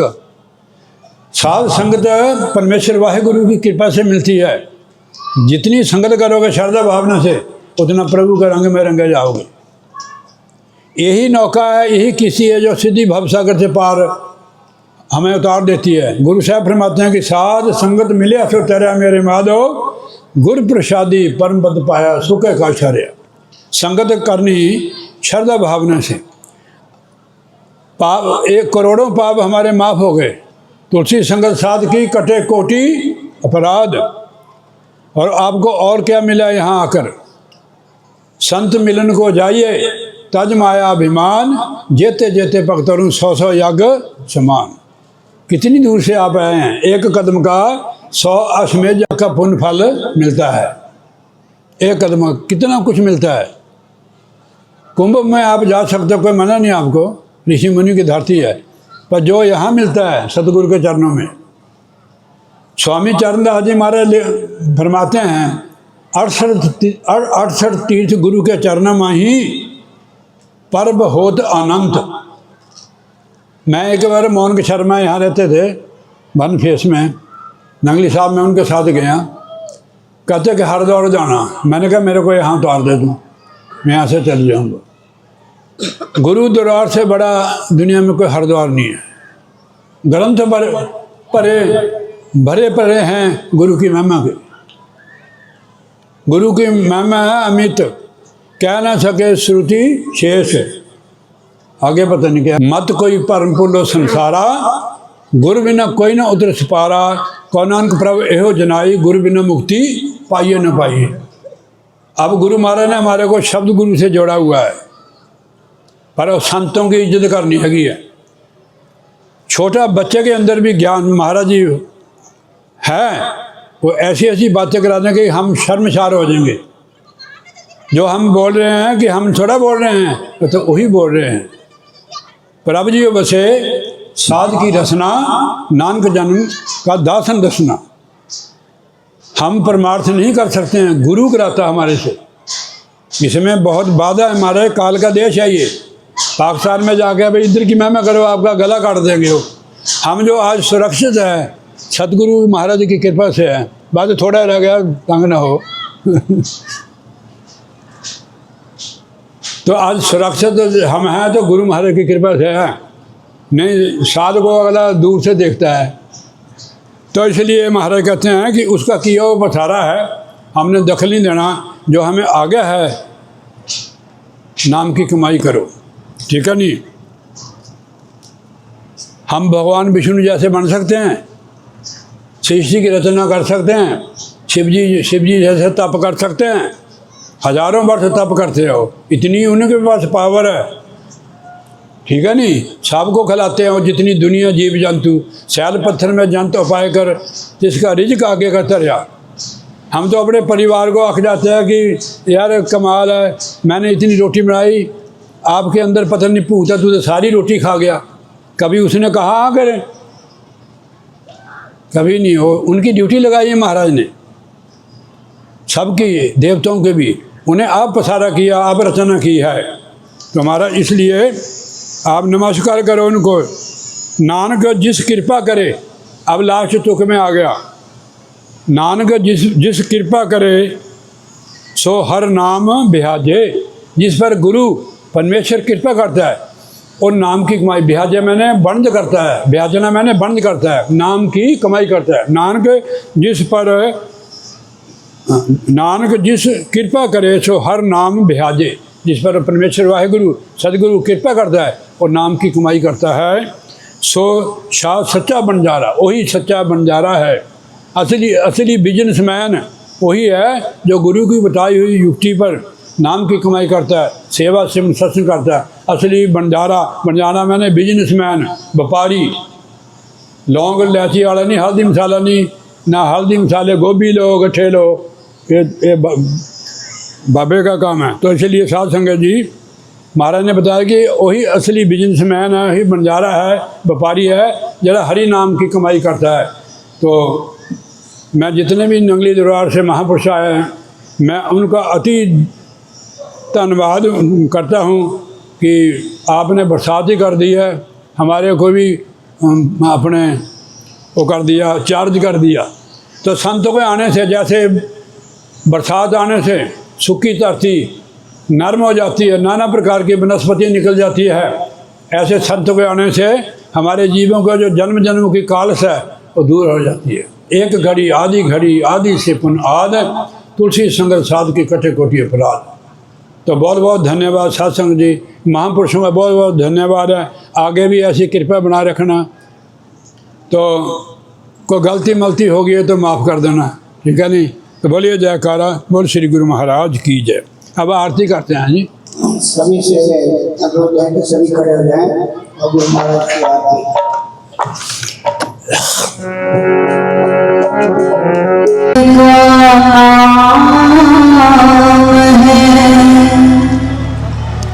मन के भीतर धाम है, ऐसे दीन दयाल को मेरा बार बार प्रणाम है। कैसे करूं मैं वंदना, ना स्वर है ना आज परीक्षा मेरी लाज रखो महाराज तीन लोक ना खंड में गुरु से बड़ो ना रोए प्रभु किए जो कर सके पर गुरु किए सो होए प्रभु किए जो कर सके पर गुरु किए सो होए।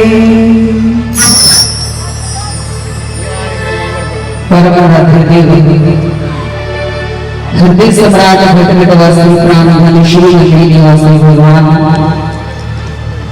श्री दादा गुरुदेव जी महाराज और अम्बाला निवासी भगवान श्री स्वामी संतोष दर्शनानंद जी महाराज उनके श्री चरणों में मंचस्थ दरबारी मंडली का संत समाज सभी के चरणों में कोटि कोटि नमन करते हुए श्री गुरु महाराज जी के चरण कमलों में उपस्थित सभी वक्ताओं के चरणों में नमन, सभी श्रोताओं के चरणों में नमन करते हुए आइए एक बार अपनी अपनी मनोवृत्ति को एकाग्र करते हुए अपने अपने गुरुदेव का ध्यान करते हुए और अपनी अपनी रचना को पवित्र करते हुए श्री गुरु महाराज जी का जयकारा लगाएंगे मेरे साथ। बोलो जयकारा, बोलो मेरे श्री गुरु महाराज की, बोलो साचे दरबार की, श्री नंगली निवासी भगवान की। बड़े प्यारे भाव मेरे से सुनो, वक्ताओं से अपने सत्संग के माध्यम से और भजनों के माध्यम से सुने। लगभग 2-3 घंटे से आप लोग श्री गुरु महाराज जी के परम पावन दर्शन कर रहे हैं और संत महापुरुषों का सानिध्य पा रहे हैं और बड़े ही प्यारे कल्याण करने वाले प्रवचन आपने सत्संग के माध्यम से सुने कि ये जो रस, ये जो आनंद आप ले रहे हैं, ये शायद वैकुंठ में भी मिलने वाला नहीं है। शास्त्रों में एक जगह पर लिखा है कि स्वर्गीय सत्येच कैलाशी वैकुंठे मां सत्यम रसः। किसी ने पूछा कि शायद ये रस, ये आनंद स्वर्ग में मिलता हो, तो वहां पर भी भगवान ने कहा कि नाहम वैसामी वैकुंठे योगिना हृदय जा मद भक्ता यत्र गायन्ति तत्र कृष्णामि नारद। किसी ने पूछा भगवान से कि भगवान आप कहाँ रहते हैं, तो भगवान ने कहा कि ना तो मैं वैकुंठ में रहता हूँ, ना मैं योगियों के हृदय में रहता हूँ, ना मैं कहीं मंदिर मस्जिद में रहता हूँ, मैं केवल वहां पर विराजमान होता हूँ जहां पर मेरे भक्त बैठ करके मेरे नाम की चर्चा करते हैं। स्वर्ग यानी स्वर्ग में भी वो आनंद, वो रस नहीं है जो सत्संग में है। वैकुंठी ना वैकुंठ में है और कहते हैं कि सत्य यानी सत्य लोक में हो सकता है वो आनंद मिले, वो रस मिले जहां पर ब्रह्मा जी साक्षात उपस्थित हैं, लेकिन वहां पर भी ये रस सुलभ नहीं होता। फिर जहां पर विष्णु जी विराजमान है वहां पर भी ये रस नहीं मिलता। और फिर कहते हैं कि शायद कैलाश पर मिले, जहां पर हजारों वर्ष भगवान शंकर ने बैठ करके तप किया। 87,000 वर्षों के बाद एक बार उन्होंने अपनी समाधि खोली और फिर लगे उस भगवान का गुणगान करने। तो किसी ने कहा कि वहां तो अवश्य ये रस मिलता होगा, लेकिन संतों ने कहा कि वहां पर भी ये रस नहीं है, ये आनंद नहीं है जो सत्संग में आपको बैठ करके मिलता है। कबीर जी ने का आपने दोहा भी सुना होगा कि जब कबीर जी को बुलावा आया, राम को लावा भेजिया दिया कबीरा रोए, जो सुख है सत्संग में सो वह दुख न होए। तो कबीर जी रोने लगे। उन्होंने पूछा क्या वहां पर जहां मुझे ले जा रहे हो वहां पर मुझे सत्संग मिलेगा? तो उन्होंने कहा कि वहां पर तो सत्संग की जरूरत ही नहीं है, सत्संग की आवश्यकता ही नहीं है, वो वैकुंठ है। और वहां पर एक एक पार्षद जो है वो भगवान का ही स्वरूप होते हैं। तो भगवान साक्षात वहां पर विराजमान है, वहां क्या जरूरत है सत्संग की? तो उन्होंने कहा कि फिर मैं नहीं जाऊंगा वहां पर, मुझे तो केवल भगवान के भक्तों का सानिध्य चाहिए, जहां पर भगवान के भक्त बैठ करके उसके नाम की चर्चा कर रहे हैं। और आज की ये फुलवाड़ी श्री नगरी निवासी भगवान जी के बड़े प्यारे संत, बड़े रूहानी संत श्री स्वामी संतोष दर्शनानंद जी महाराज। अब उनके बारे में क्या कहें, क्योंकि सुना है महापुरुषों से कि उनके चेहरे पर इतना तेज था, इतना तेज था उस नाम का, उस भजन का, उस सुमिरन का कि कोई भी उनसे आंख से आंख नहीं मिला सकता था। और श्री गुरु महाराज जी श्री नगरी निवासी भगवान जी ने अपने संतों को बड़े बड़े वरदान भी दिए। जैसे वरदान परमहंस महाराज जी ने श्री नगरी निवासी भगवान जी को दिए तप करने के बाद, ऐसे ही नगरी निवासी भगवान जी ने भी कहा कि जो जो मेरे नाम लेवा संत होंगे, यानी जो मेरे से बनाए हुए संत हैं, जो मेरे अनुयायी हैं, जो मेरे संत हैं, उनके वचनों को भी मैं पत्थर में लकीर कर दूंगा कि मेरे बनाए हुए संतों के द्वारा जो मुख से वचन निकल गए ना, वो भी कभी व्यर्थ नहीं जाएंगे। और मेरे बनाए हुए संतों को भी लोग भगवान मानेंगे, परमात्मा समझेंगे। और वो सच में हमारे लिए परमात्मा स्वरूप, क्योंकि संत का आगमन ही इस धरती पर परोपकार के लिए होता है, और वो भी हम जीवों का उद्धार करने के लिए इसी क्रम में इस धरा पर आए। और जितने भी श्री नगरी निवासी भगवान के संत हुए, आपने देखा, पढ़ा भी स्वरूप दर्शन में कि उनका जीवन कैसा रहा। एक समर्पित जीवन रहा अपने इष्ट के प्रति, चाहे वो श्री स्वामी अभेदानंद जी महाराज हो, श्री स्वामी अजूनियानंद जी महाराज हो, श्री स्वामी विचारात्मानंद जी महाराज रहे हो, श्री स्वामी परम ज्ञानानंद जी महाराज रहे हो, हीरापुरी जी महाराज रहे हो, सबने एक समर्पित जीवन जिया श्री गुरु महाराज जी श्री नगरी निवासी भगवान के प्रति। एक आज्ञा करने की देर होती थी और अभी मुख से पूरे वचन निकलते भी नहीं थे, और वो आज्ञा तुरंत पूरी हो जाती थी। एक बार ना चकोड़ी आश्रम में विराजमान थे श्री नगरी निवासी भगवान, शायद आपने पढ़ा भी होगा स्वरूप दर्शन में। और ऐसे ही मंच लगा हुआ था, श्री गुरु महाराज जी श्री नगरी निवासी भगवान अपने आसन पर विराजमान थे, और किसी भक्त ने आकर के कुछ धन भेंट किया, कुछ सेवा भेंट की। श्री गुरु महाराज जी की निजी सेवा में रहते थे श्री स्वामी अजूनियानंद जी महाराज। गुरु महाराज जी ने अपने उन संतों को आज्ञा दी कि बेटा ये सेवा रख करके आओ, ये संभाल करके आओ। अब स्वामी जी चले गए साथ वाले कमरे में वो बक्स को संभालने के लिए, वो सेवा रखने के लिए। और इतने में गुरु महाराज जी को कोई काम याद आ गया। कोई काम के लिए श्री गुरु महाराज जी ने जोर से आवाज लगाई कि अजूनियानंद बात सुनो। अब स्वामी जी ने आवाज तो सुन ली, लेकिन वो सेवा रख रहे थे, गिन रहे थे, क्या कर रहे थे। उन्होंने थोड़ी सी देर हो गई उनको आज्ञा का पालन करने में, यानी उन्होंने थोड़ा अनसुना करते हुए कि अभी ये पैसे गिन रहे हैं या क्या कर रहे हैं, अभी ये थोड़ा सा काम पूरा कर लूं फिर श्री गुरु महाराज जी के पास जाऊंगा। और सिर्फ कोई 1-2 मिनट की देरी हुई और वो श्री गुरु महाराज जी के चरणों में गए, जाकर के हाथ जोड़ करके खड़े हो गए कि महाराज जी आज्ञा करो।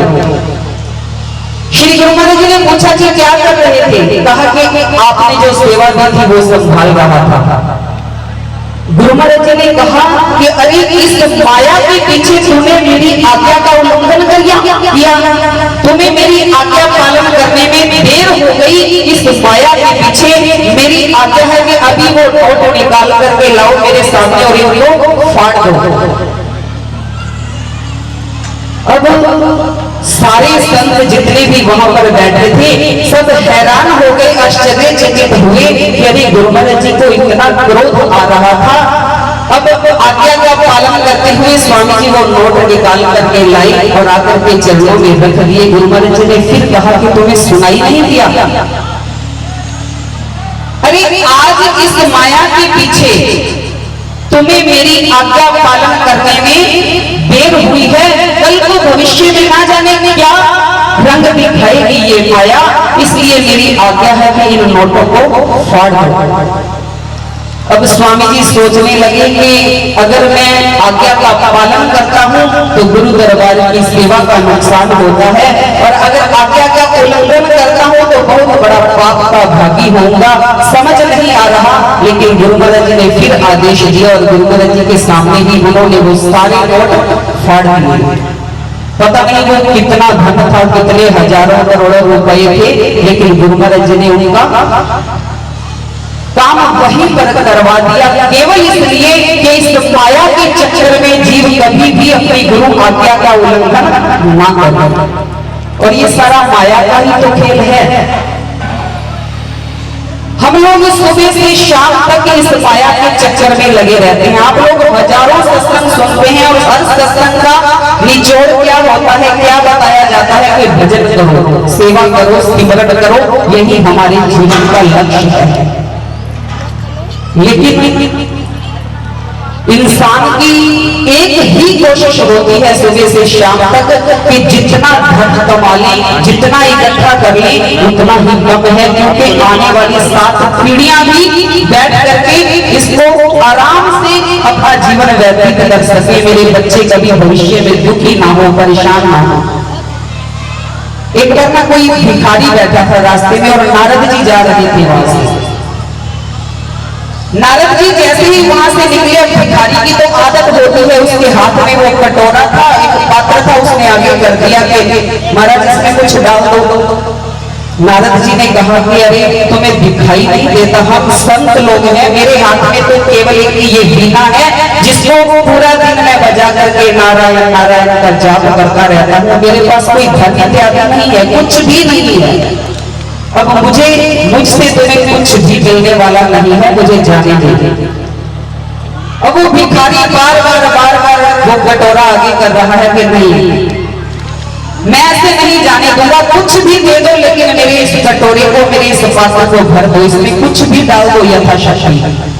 नारद जी ने कहा कि लगता है ये खानदानी भिखारी है, मानेगा नहीं। नारद जी ने कहा कि मेरे पास तो कुछ है नहीं, लेकिन मेरा परिचय बहुत बड़े बड़े लोगों के साथ है, मैं तुझे एक एड्रेस देता हूँ, वहां पर चला जा। अब नारद जी ने एड्रेस दे दिया कुबेर देवता का। कहा कि कुबेर के पास चले जाओ, वो धन के देवता हैं और तेरे इस पात्र को लबालब भर देंगे, और भी इसके अलावा तू जो कुछ भी लेना चाहे वहां से ले सकता है। अब आप लोग सोच रहे होंगे कि वो मृत्यु लोक पर रहने वाला व्यक्ति ऊपर देवलोक में चला कैसे गया? तो यहाँ पर भी संतों ने कहा कि जब किसी संत का आशीर्वाद होता है ना, जिस पर संत की कृपा होती है ना, वहां पर कुछ भी संभव हो सकता है, वहां कुछ भी असंभव नहीं होता। अब वो चला गया कुबेर देवता के पास, जाकर के वो अपना पात्र वहां पर फैला दिया। कहा कि मुझे नारद जी ने भेजा है। कुबेर ने कहा कि अरे बंदा देख करके तो मांगा करो, छोटा सा तेरा पात्र है, तू भिखारी मेरे द्वार पर आकर के तूने अलग जगाई है, कुछ बहुत बड़ा कुछ मांगने की चेष्टा करता है, छोटे से पात्र में क्या आएगा, चलो फिर भी जो मेरी इच्छा है भर देते हैं। उन्होंने अपने मंत्रियों मंत्रियों को आज्ञा दी, इसका कटोरा भर दो। कहते हैं कि वो पात्र भरने के लिए मंत्री संतरी कोशिश करके हार गए, कुबेर का पूरा खजाना खाली हो गया, लेकिन वो पात्र भरने में नहीं आ रहा था, वो खाली का खाली ही था।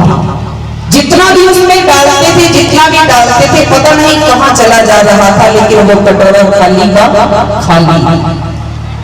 पूछने पर पता चला कि ये पात्र है, ये कटोरा है, क्या वाला है, ये सारा इसमें खजाना खाली कर दिया, लेकिन ये भरने में नहीं आ रहा। तो उस भिखारी ने कहा कि महाराज, ये कोई सामान्य पात्र नहीं है, ये एक इंसान की खोपड़ी है, खोपड़ी, और ये कभी भरने वाली नहीं है। इसमें आप कुछ भी डालते रहो। कहने का भाव कि एक इंसान की खोपड़ी ऐसी चीज है कि उसमें आप जितनी भी इच्छाएं भरते जाओगे, भरते जाओगे, भरते जाओगे, लेकिन वो और से और बढ़ती जाएंगी। कोई पंजाबी शायर ने कहा कि आशा कदे बंदे दियां हुंदियां ना पूरियां, कल्पदा बतेरा पर रहतियां अधूरियां। टांगे वाला कहता मेरी हेठा सोनी कार होवे, ते कार वाला कहता मेरी हवा चुचुदार होवे। वेख के जहाज पर वटदा टूरियां, आशा कदे बंदे दियां हुंदियां ना पूरियां। तो ये इंसान की इच्छाएं, ये तमन्नाएं जितनी भी है वो कभी पूरी होने में नहीं आती, और से और बढ़ती जाती है। और फिर हम सोचें कि हमें वो आनंद मिले, हमें वो रस मिले, तो वो कभी भी मिलने वाला नहीं है। पहले इन विषय विकारों को अपने पात्र से साफ करोगे, हटाओगे, अपने हृदय को स्वच्छ करोगे, तभी वो भगवान वहां पर आकर के विराजमान होंगे, तभी आपके ध्यान में उन्नति होगी, आपके सिमरन में उन्नति होगी। क्योंकि निर्मल मन जन सो मोहि पावा, मोहि कपट छल छिछल ना भावा। वहां कोई छल नहीं चलता, कोई कपट नहीं चलता, और बिल्कुल स्वच्छ हृदय के साथ जो श्री नंदी निवासी के सन्मुख आ जाते हैं, तो वो अवश्य ही उस जीव का कल्याण करते हैं। तो इन्हीं शब्दों के साथ आप सभी संगत के लिए, सभी भक्तों के लिए श्री गुरु महाराज जी के चरणों में ये मंगल कामना करते हैं कि गुरु महाराज जी आपको भक्ति प्रदान करें, अपने चरणों का प्रेम प्रदान करें, और आप सदा सदा ऐसे ही संत महापुरुषों का सानिध्य पाते रहें, गुरु दरबार के साथ जुड़े रहें, और उनके वचनों प्रवचनों पर, उनके संदेशों पर चलते हुए अपने जीवन का निर्वाह करें, तो निश्चित ही कल्याण होगा। आइए शब्दों के साथ वाणी को विराम, समय शायद हो चुका है, तो सभी एक बार फिर मेरे साथ मिलकर के जय घोष करेंगे। बोलो जयकारा, बोलो श्री गुरु महाराज की जय। बहुत बहुत धन्यवाद भाई जी। इनको मास्टर भाई जी की सत्संग से दो चीजें आपको पता लग जाएंगी कि आगे साल कामना कोई नहीं करना, कामना किसकी? सत्संग की, कि सत्संग मिल जाए। सत्संग में सर से ज्यादा लाल दरबार के बिल्कुल और दूसरा अपने इच्छाओं को सीमित कर दो। तो दो चीजें ध्यान रखना। अब मैं आदरणीय कृष्ण भाई जी से अनुरोध करूंगा, वो भी आज अपनी साथ संगत को अपना आशीर्वाद। की नौकरी जो है दरबार में है, और श्रीमान अजूनियानंद जी महाराज जी से उनके जो है पता सब लिखवा दिया गया, और महाराज जी जो है 9 दिन के बाद बोला अभी तुम ऐसा करो, अपनी ड्यूटी पे जाओ, अगर तो तुमको वहां से ड्यूटी से हटा दें तो तुम सीधा दरबार में आ जाना। और उन्होंने कुछ नहीं बोला तो अपनी ड्यूटी करते रहना। गए 10वें दिन, 9 दिन बिताने के बाद 10वें दिन सुबह जब वहाँ पहुंचे, देखा उनको तो डर था दिल में कि मेरी ड्यूटी नौकरी खत्म हो चुकी होगी, लेकिन वहाँ गए तो उन्होंने फटाफट अपने कुर्सी में बैठे, तो जो चपरासी था उसने जो प्रूफ रीडिंग का सारा सामान ला करके दे दिया। तो पूछा महाराज जी ने उनसे, बोला भाई आप, बोला महाराज आप तो आते रहे सारे दिन, आपकी कोई गैर हाजिरी नहीं है, तो आप लगा सकते हैं कि कितनी ऊंची भक्ति थी हमारे अम्बाला दरबार। जब श्री अम्बाला दरबार को 21 साल साढ़े 20 साल के थे, और उनके घर वाले 17 साल साढ़े 17 साल के, बेटा था प्रेम कुमार, उनको नाम दिया गया, और नाम देने के बाद में श्री महाराज जी ने जो है, ये जो समय है ये 1935 का जो है अगस्त का महीना लगता है मुझे, शायद वही लास्ट वाले महापुरुष होंगे जिनको चुला दिया महाराज ने। और महाराज जी ने उनसे बोला कि भाई तुम एक काम करो, हमारा आश्रम जिसका नाम राम के चट्टे था, उसको किसी कारणवश वो बंद कर दिया गया था, उस आश्रम को सुचारू रूप से चलाना था। तो एक महीने के अंदर आप अगर इसको चला देंगे तो हम आपको फिर बर्मा भेजेंगे। और वहाँ पर करीब 400 के आबादी थी उस आश्रम की। बोला उनके 1 महीने के अंदर उनको सबको जो है अपने लाइन में ला करके गुरु महाराज के चरणों में लगा के उनके दस्तखत करा करके यहाँ पर जो है चिट्ठी भेजना और हम भंडारा करने के लिए आएंगे। तो श्री महाराज जी ने वो जाके वो काम 20वें दिन तक पूरा कर दिया और चिट्ठी भेज करके जिसमें 400 आदमी के दस्तखत थे वो भेज दी श्री चरणों में। महाराज जी ने उनको आने के बाद में उनको जो है आत्म सत्यानंद जी महाराज के साथ जो है उनको बर्मा जाने का ऑर्डर दिया। ये महाराज जी नकली भगवान ने पहला जो है उनसे काम लिया था। दूसरा काम था उनको बर्मा में प्रचार के लिए भेजा। ये 2 काम श्री नकली भगवान ने हमारे अम्बाला सरकार से लिए। जब महाराज जी वहाँ जाने लगे तो रोने लगे। महाराज जी छोटे थे 21 साल के। बोला उसने लिखा हुआ उनके जीवनी में कि मुझे मेरे 21वें साल में 21वां साल 35 अक्टूबर 2 के बाद उनका शुरू हो जाता था। तो बोला महाराज मैं तो बच्चा हूँ और मुझे इतनी अभी समझ कहाँ है, मैं जो है कहाँ कर पाऊंगा। तो महाराज जी ने उनको आशीर्वाद दिया कि बोलो भाई तुम्हारे को हम अपनी सारी शक्तियाँ और ताकत दे के भेज रहे हैं। तो उनके 7 आशीर्वाद दिए और वो आशीर्वाद शायद हम सभी संतों के लिए जो है लागू होंगे। वो इस प्रकार से है। पहला है कि तुम्हारी जुबान पर सत्यता का प्रकाश रहेगा। दूसरा है हम हमेशा तुम्हारी अंतरात्मा में प्रवेश करके हर नए जिज्ञासु की शंका का समाधान और तुम्हारे मुख से कहे गए बच्चों पर श्रद्धा और विश्वास बनाएंगे। नंबर 3 अनेकों रिद्धियां सिद्धियां तुम्हारे साथ रहेंगी। नंबर 4 जो करामात या चमत्कार किसी हड्डी या निंदक को सत्य उपदेश करने के लिए दिखाओगे सत्य होकर रहेगी। मगर एक बात का ख्याल रखना, अच्छी सेवा पाने के लिए और अपनी बढ़ाई करने के लिए कोई भी शब्द करामात या चमत्कार दिखाने के लिए मत निकालना। अब 5वां दुख सुख और मान अपमान सहकर भूली बिसरी आत्माओं को चिताने के लिए आवश्यकता पड़ने पर तुम्हारे अंतर में प्रार्थना या बेनती करते हैं हाजिर हो जाएंगे और तुम्हारी अगवानी करेंगे। ये 5वां जो है आशीर्वाद का। और 6ठा आशीर्वाद और आप ध्यान से सुनिए। 6ठे में क्या बताते हैं श्री महाराज जी, वो सभी जीवात्मा जिनका टाइम आ चुका होगा और जिनको सत्य नाम का उपदेश तुम्हारे ही द्वारा उनके संस्कार बस धर्मराज के रजिस्टर में लिखा होगा वो अवश्य मिलेंगे। ये 6ठा। और 7वें में और भी जो है उन्होंने खोल दिया कि तुम तो बहाना मात्र हो। 7वां उपदेश तुम तो बहाना मात्र हो। जो जो जीव तुम्हारी लिस्ट में लिखे गए हैं वो तुम्हें अवश्य मिलेंगे। उनके सुधार से ही तुम्हारा उद्धार और उन्नति होगा। तुम निश्चय होकर कदम आगे बढ़ाओ, सफलता खुद ब खुद तुम्हारे आगे आती चली जाएगी और तुम जल्द ही हजारों आदमियों का कल्याण करके आकर के हमारे दर्शन करोगे। जाओ हमारी आज्ञा का पालन करो और जो है हम हमेशा तुम्हारे अंग संग हैं और तुम्हें यही काम करने के लिए बोला एक चोला दिया गया। तो ये 2 काम महाराज नगरी ने करवाए और 2 ही काम उनसे स्वामी हीरानंद जी महाराज, हीरानंदपुरी जी महाराज, नंगल बिहारा के महाराज ने भी 2 काम उनसे लिए थे। एक जो काम था वो था कि जब वो महाराज जी बर्मा से वापस आ गए वहाँ 800 के करीब उन्होंने शिष्य बना लिए थे। और जब वापस आए चकोड़ी में आए तो चकोड़ी में उनको बोला गया कि अब आप नंगल बिहारा जाएं, वहाँ पर हीरानंद महाराज के आगे की अगवानी करेंगे। तो वो नंगल बिहारा की तरफ गए तो वहाँ उसी टाइम पर ये दीनानगर के पास कुटिया थी, वहाँ पर आर्य समाधियों का और हमारे जो है संतों के बीच में पिछले कई वर्षों से तो चल रहा था, शास्त्रार्थ होता था। तो हीरानंद महाराज ने बोला कि आप समर्थ हो और इसको जो है उनकी शंका का समाधान करके आओ। तो महाराज वहाँ दीनानगर गए, बटाला से आ गए और उन्होंने महाराज जी ने वहाँ जाकर के 25 संतों को एक साथ जो है नाम दिया दिन में।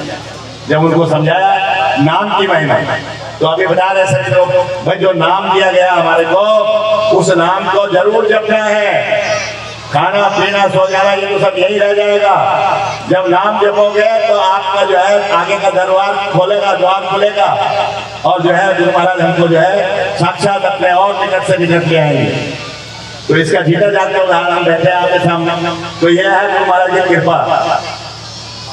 तो उनकी कृपा बड़ी महान है। अगर प्राणपण से और ईमानदारी से लगे रहेंगे तो चौथी अवस्था में महाराज जी ने हमको भी रंग दिया, देखिए बैठा दिया आपके सामने अपने गुणानुवाद सुनाने के लिए।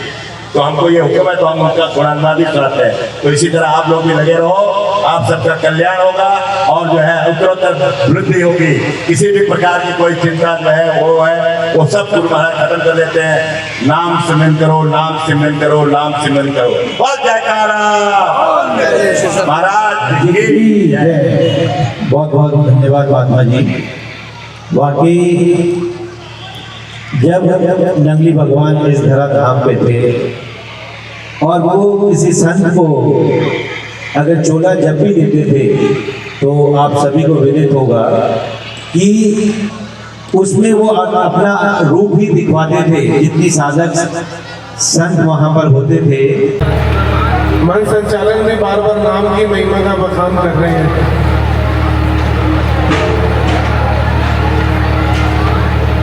जीव इस धरा धाम पर आगे तब पूरा होता है जब वो गुरु की शरण में आ जाता है।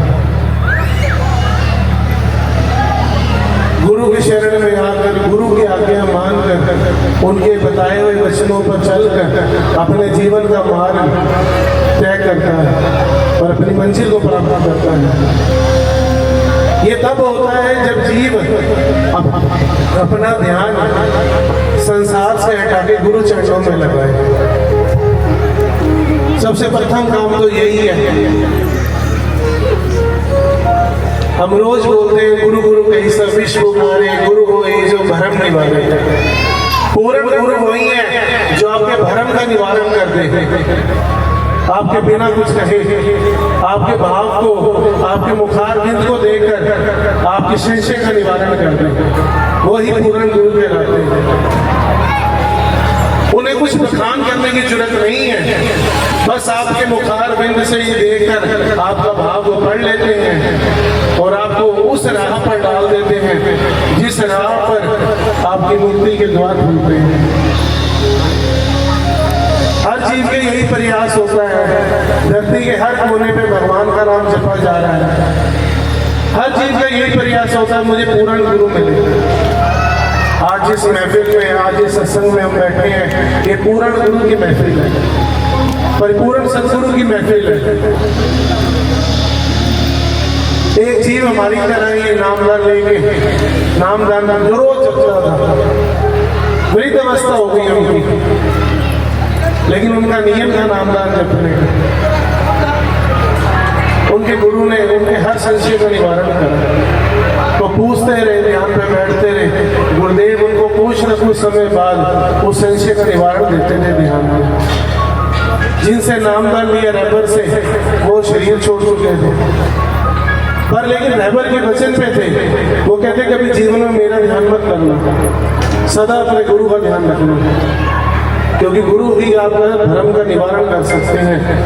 रहबर में वो शक्ति नहीं, रहबर में वो बल नहीं जो आपको अंधकार से रोशनी मिलेगी। जब जीव ध्यान पे बैठता है, सूरज ऊपर चढ़ती है तो अंधेरी गली आती है। उस अंधेरी गली को पार करने के लिए परिपूर्ण सतगुरु का साया सिर पर चाहिए। संत महापुरुष कहते हैं ना, नामदान देने के बाद श्वासों पर ध्यान दो। बार बार एक चीज को कहते हैं, श्वास पर ध्यान दो। श्वास अंदर जा रहे हैं और बाहर आ रहे हैं, इन पर ध्यान रखो। नाम तो अंदर चल रहा है, अजपा जाप अंदर चल रहा है। जब सांस का ध्यान रखोगे तो ध्यान और वो आना जाना मिल जाएगा, जुड़ जाएगा। जब कार जुड़ जाएगी तो गुरुदेव आपको ऊपर के द्वार भी दे जाएंगे। लेकिन ध्यान वही रखता है जिसका मन अपने गुरु चरणों में लगा होता है। संसार के काम तो वो कर ही रहे हैं। एक दिन वो नाम जप रहा था, मन में एक संशय आया। उसने अपने गुरुदेव को प्रार्थना करी कि ये सारा संसार झूठा है, सच्चा है, इसका निवारण करो पूर्ण रूप से। कई दिन तक बैठे रहे। एक दिन गुरुदेव उनको ध्यान में अपने लोक ले गए। जैसे एक लोक है ना, वैसे गुरु लोक भी होता है। ध्यान में अपने गुरु लोक ले गए तो वहां गुरु महाराज उनके विराजमान थे गद्दी पर। संत भी बैठे हुए, संगत भी बैठे हुई, जैसे यहाँ बैठे।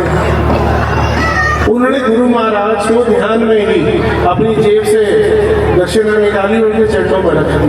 ध्यान में जो आप साक्षात्कार कर रहे हैं ना, ये सब ध्यान में चल रहा है। जब ध्यान में उन्होंने मत्था टेका अपने गुरुदेव को और प्रार्थना करी, हे गुरुदेव ये सेवा को स्वीकार करना, तो गुरुदेव ने कहा तू यहाँ कैसे आ गया? कह रहे ये भी आपकी कृपा हो गई, हमें तो पता ही नहीं था कि आपका भी कोई लोग होता है। हमें तो इतना बताया था रैपर ने कि नाम दान जपना है और उन पे भरोसा रखना है। वो तुम्हारी नहीं है, वो एक न एक दिन अवश्य पार जरूर लगाएगा। कह रहे चलो तेरा भरोसा तेरे को यहाँ तक ले आया।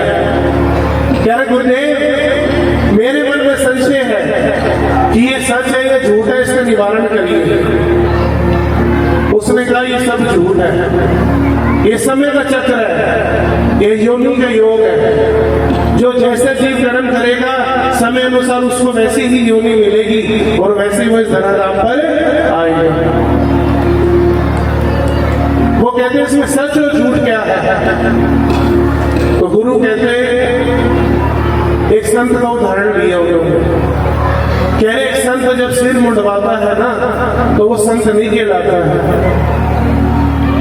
बाल उतारने से कोई संत नहीं हो जाता है, सिर मुंडाने से कोई साधु नहीं हो जाता है, कर्म करने से वो साधु होता है। कह रहे बकरी के शरीर से भी, भेड़ के शरीर से भी जब उसके बाल उतार के गर्म कपड़ा बनता है तो क्या वो सन्यासी हो जाता है क्या? उसके शरीर से भी तो वो बाल उतरते हैं ना, जो एक मनुष्य के शरीर से उतर रहे हैं, एक सन्यासी के शरीर से उतर रहे हैं, तो क्या वो साधु हो गया? अब सिर मुंडाए तो संत महापुरुष यहाँ भी बैठे हैं और सिर मुंडाएगा तो भगत यहाँ पर भी होएगा, लेकिन तुलना करी जाए तो कितना भेद है। इन्होंने अपना जीवन उस मार्ग पर लगाया तो सतगुरु की रहमत आज ये पा बैठे।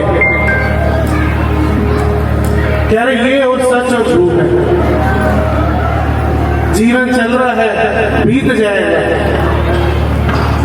लेकिन थोड़ा धैर्य रखें। मैं स्वामी जी के साथ एक संगत के घर गया सुबह,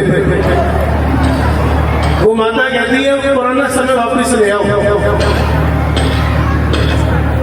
स्वामी जी हंस पड़े। स्वामी जी कहते हैं वो कैसे आ जाएगा?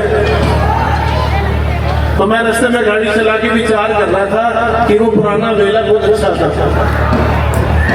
वो माता कहती है पहले के लोगों में सब्र था। आज व्यक्ति काम भी ज्यादा कर रहा है, मेहनत भी ज्यादा कर रहा है, लेकिन उसको सब्र संतोष ना होने के बावजूद भी वो गुरु की कृपा को देख नहीं पाता। हम रोज बोलते हैं मेरे दाता की कृपा सब पे भारी, जो समझे वो है अधिकारी, जो ना समझे वो नाकारी, आप है साचे और बाबा।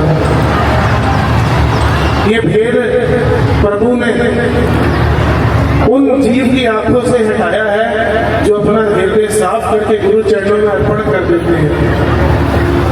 नाम पर जोर देते हैं, मन साफ करने पे जोर देते हैं। वो जिज्ञासु जिनको अपने गुरु का डर है कि मेरा गुरु मुझसे नाराज ना हो जाए,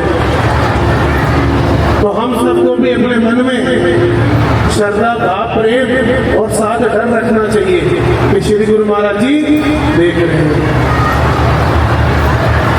इसी के साथ वाणी को विराम, भूल सबसे क्षमा प्रार्थना। बोलो जयकारा बोल श्री गुरु महाराज की जय। बहुत बहुत धन्यवाद महात्मा जी, आपने अपने समय सीमा के अंदर ही अपने वक्तव्य को पूरा किया। वाकई हर साधक को ये देखना चाहिए या सोचना चाहिए कि श्री गुरु महाराज जी 24 घंटे हमें देख रहे हैं। हम सोचते हैं कि ये हम कोई गलत काम या कोई मोटा काम कर लें, हमें श्री गुरु महाराज नहीं देख रहे, तो ये नहीं हो सकता। आपने गुरु नाम लिया है तो आपके चारों तरफ श्री गुरु महाराज हाजिर नाजिर हैं। तो वाकई बहुत सुंदर संदेश दिया महात्मा जी ने। उनका संदेश वाकई बड़ा चेतावनी भरा भी होता है। तो सभी को समझ जाना चाहिए कि समय रहते हुए जो भी आपको नामदान मिला हुआ है उस पर एकाग्र हो जाएं और भगवा पहने या सिर्फ मुनाने से ही आपको आत्मज्ञान होगा ये जरूरी नहीं है। साधारण वस्त्रों में भी लोगों ने भगवान को पा लिया, गुरु को पा लिया, तो बहुत सुंदर भाव। अब मैं आदरणीय भाई जी की तरफ जाने से पहले जिज्ञासा को लेकर के आए हुए सभी भगवत प्रेमियों, जिन्होंने अपने अपने जीवन का बहुमूल्य समय निकाल करके इस कार्यक्रम की शोभा को बढ़ाया है, उन सभी प्रेमियों का बहुत बहुत आभार व्यक्त करते हुए सभी से प्रार्थना है अपनी चित्तवृत्ति को सब तरफ से समेट करके अपनी मुख व रचना को पवित्र करने के लिए श्री गुरु महाराज जी की सुंदर सुंदर छवि का दर्शन दीदार करते हुए दोनों हाथ खड़े करके प्रेम से एक बार जय घोष बोलेंगे। बोलिए कारा बोल मेरे श्री गुरु महाराज की, बोल साचे दरबार की, श्री दंगली निवासी भगवान की, श्री परमहंस दयाल जी महाराज की, श्री अम्बाला निवासी महाराज की, सत सनातन धर्म की। धन्यवाद प्रेमियों, बहुत ही अच्छा ये समय है। हमसे पूर्व हमारे महापुरुषों ने हमारा ध्यान आकर्षित किया कुंभ की तरफ के कुंभ में आज सभी लोग जाने की जिज्ञासा कर रहे हैं और जहां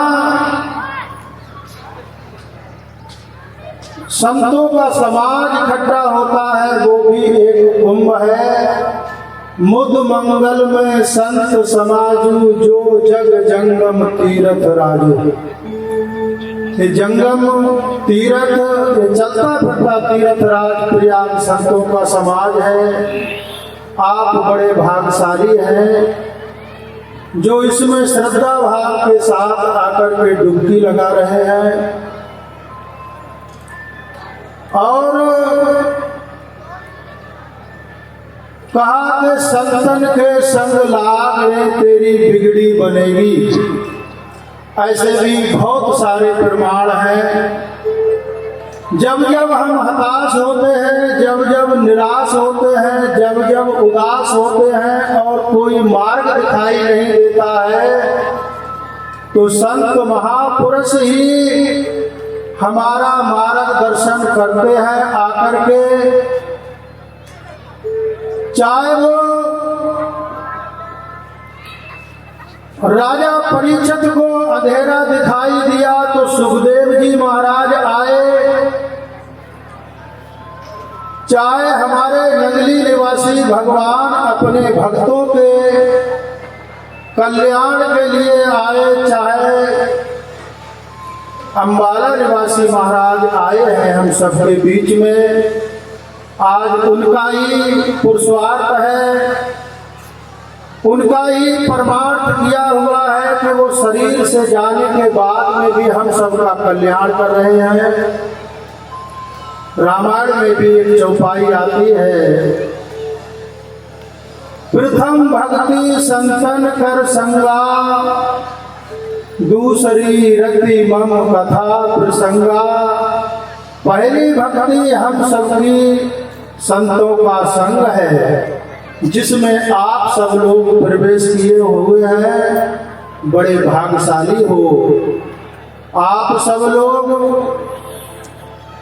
और कबीर साहब ने एक दोहा कहा, कबीरा संगत साधु की साहिब आवे याद, लेके मैं सोई घड़ी बाकी सब बर्बाद। संत महापुरुषों की संगत मिल जाए, संत महापुरुषों का सत्संग मिल जाए और उस मालिक के नाम की याद आ जाए, जिसके लिए ये भंडारे के आयोजन होते हैं, बड़े बड़े पंडाल लगा करके सत्संग होते हैं, मालिक की याद आ जाए तो लेके मैं सोई घड़ी बाकी सब बर्बाद। बहुत अच्छा समय है और आप सब बड़े भाग्यशाली हो। इसी प्रकार से हम सबको नंगली निवासी भगवान कृपा बनाए रखें, सद्बुद्धि दें। जब जब ऐसे आयोजन हो तब तब हम तन मन धन की वचन की सेवा लगा करके ऐसे आयोजनों में भाग लें और अपने जीवन का कल्याण कर लें। कहा है बड़े भाग मानस सन पावा, सुर दुर्लभ सब ग्रंथन गावा, साधन धाम मोक्ष कर द्वारा, पाए न यही परलोक सवारा। ये बड़े भाग से मनुष्य शरीर प्राप्त हुआ है, जो देवताओं को भी प्रार्थना करने पर, विनती करने पर नहीं नसीब होता है। ये साधनों का धाम और मोक्ष का दरवाजा है प्रेमियों। और ये भी कहती है रामायण, चित जल पावक गगन समीरा, पंच रचित ये अधम शरीरा। पृथ्वी आकाश जल वायु अग्नि, इन सब पांचों तत्वों से मिलकर के मनुष्य शरीर की रचना हुई है। इसको प्राप्त करके अगर भगवान का भजन नहीं किया है तो शरीर को फिर अधम बता दिया। बड़े भाग्यशाली है आप सब, हम सब ऐसी घड़ी में प्रवेश किए हुए हैं। प्रार्थना है नगरी निवासी भगवान से और प्रार्थना है अम्बाला निवासी महाराज से, हम सब भक्तों पर, हम सब संतों पर ऐसी ही कृपा दृष्टि बनाए रहें। हमारे जीवन का कल्याण हो जाएगा इस मार्ग में चलते चलते। और कहा है हमारी कभी कभी चित्तवृत्ति इधर उधर को भटकती है, चित्तवृत्ति इधर उधर को ना भटके। एक तीर्थ की क्या बात है, गुरु चरणों में तो सहजो भाई ने 67 तीर्थ बताए।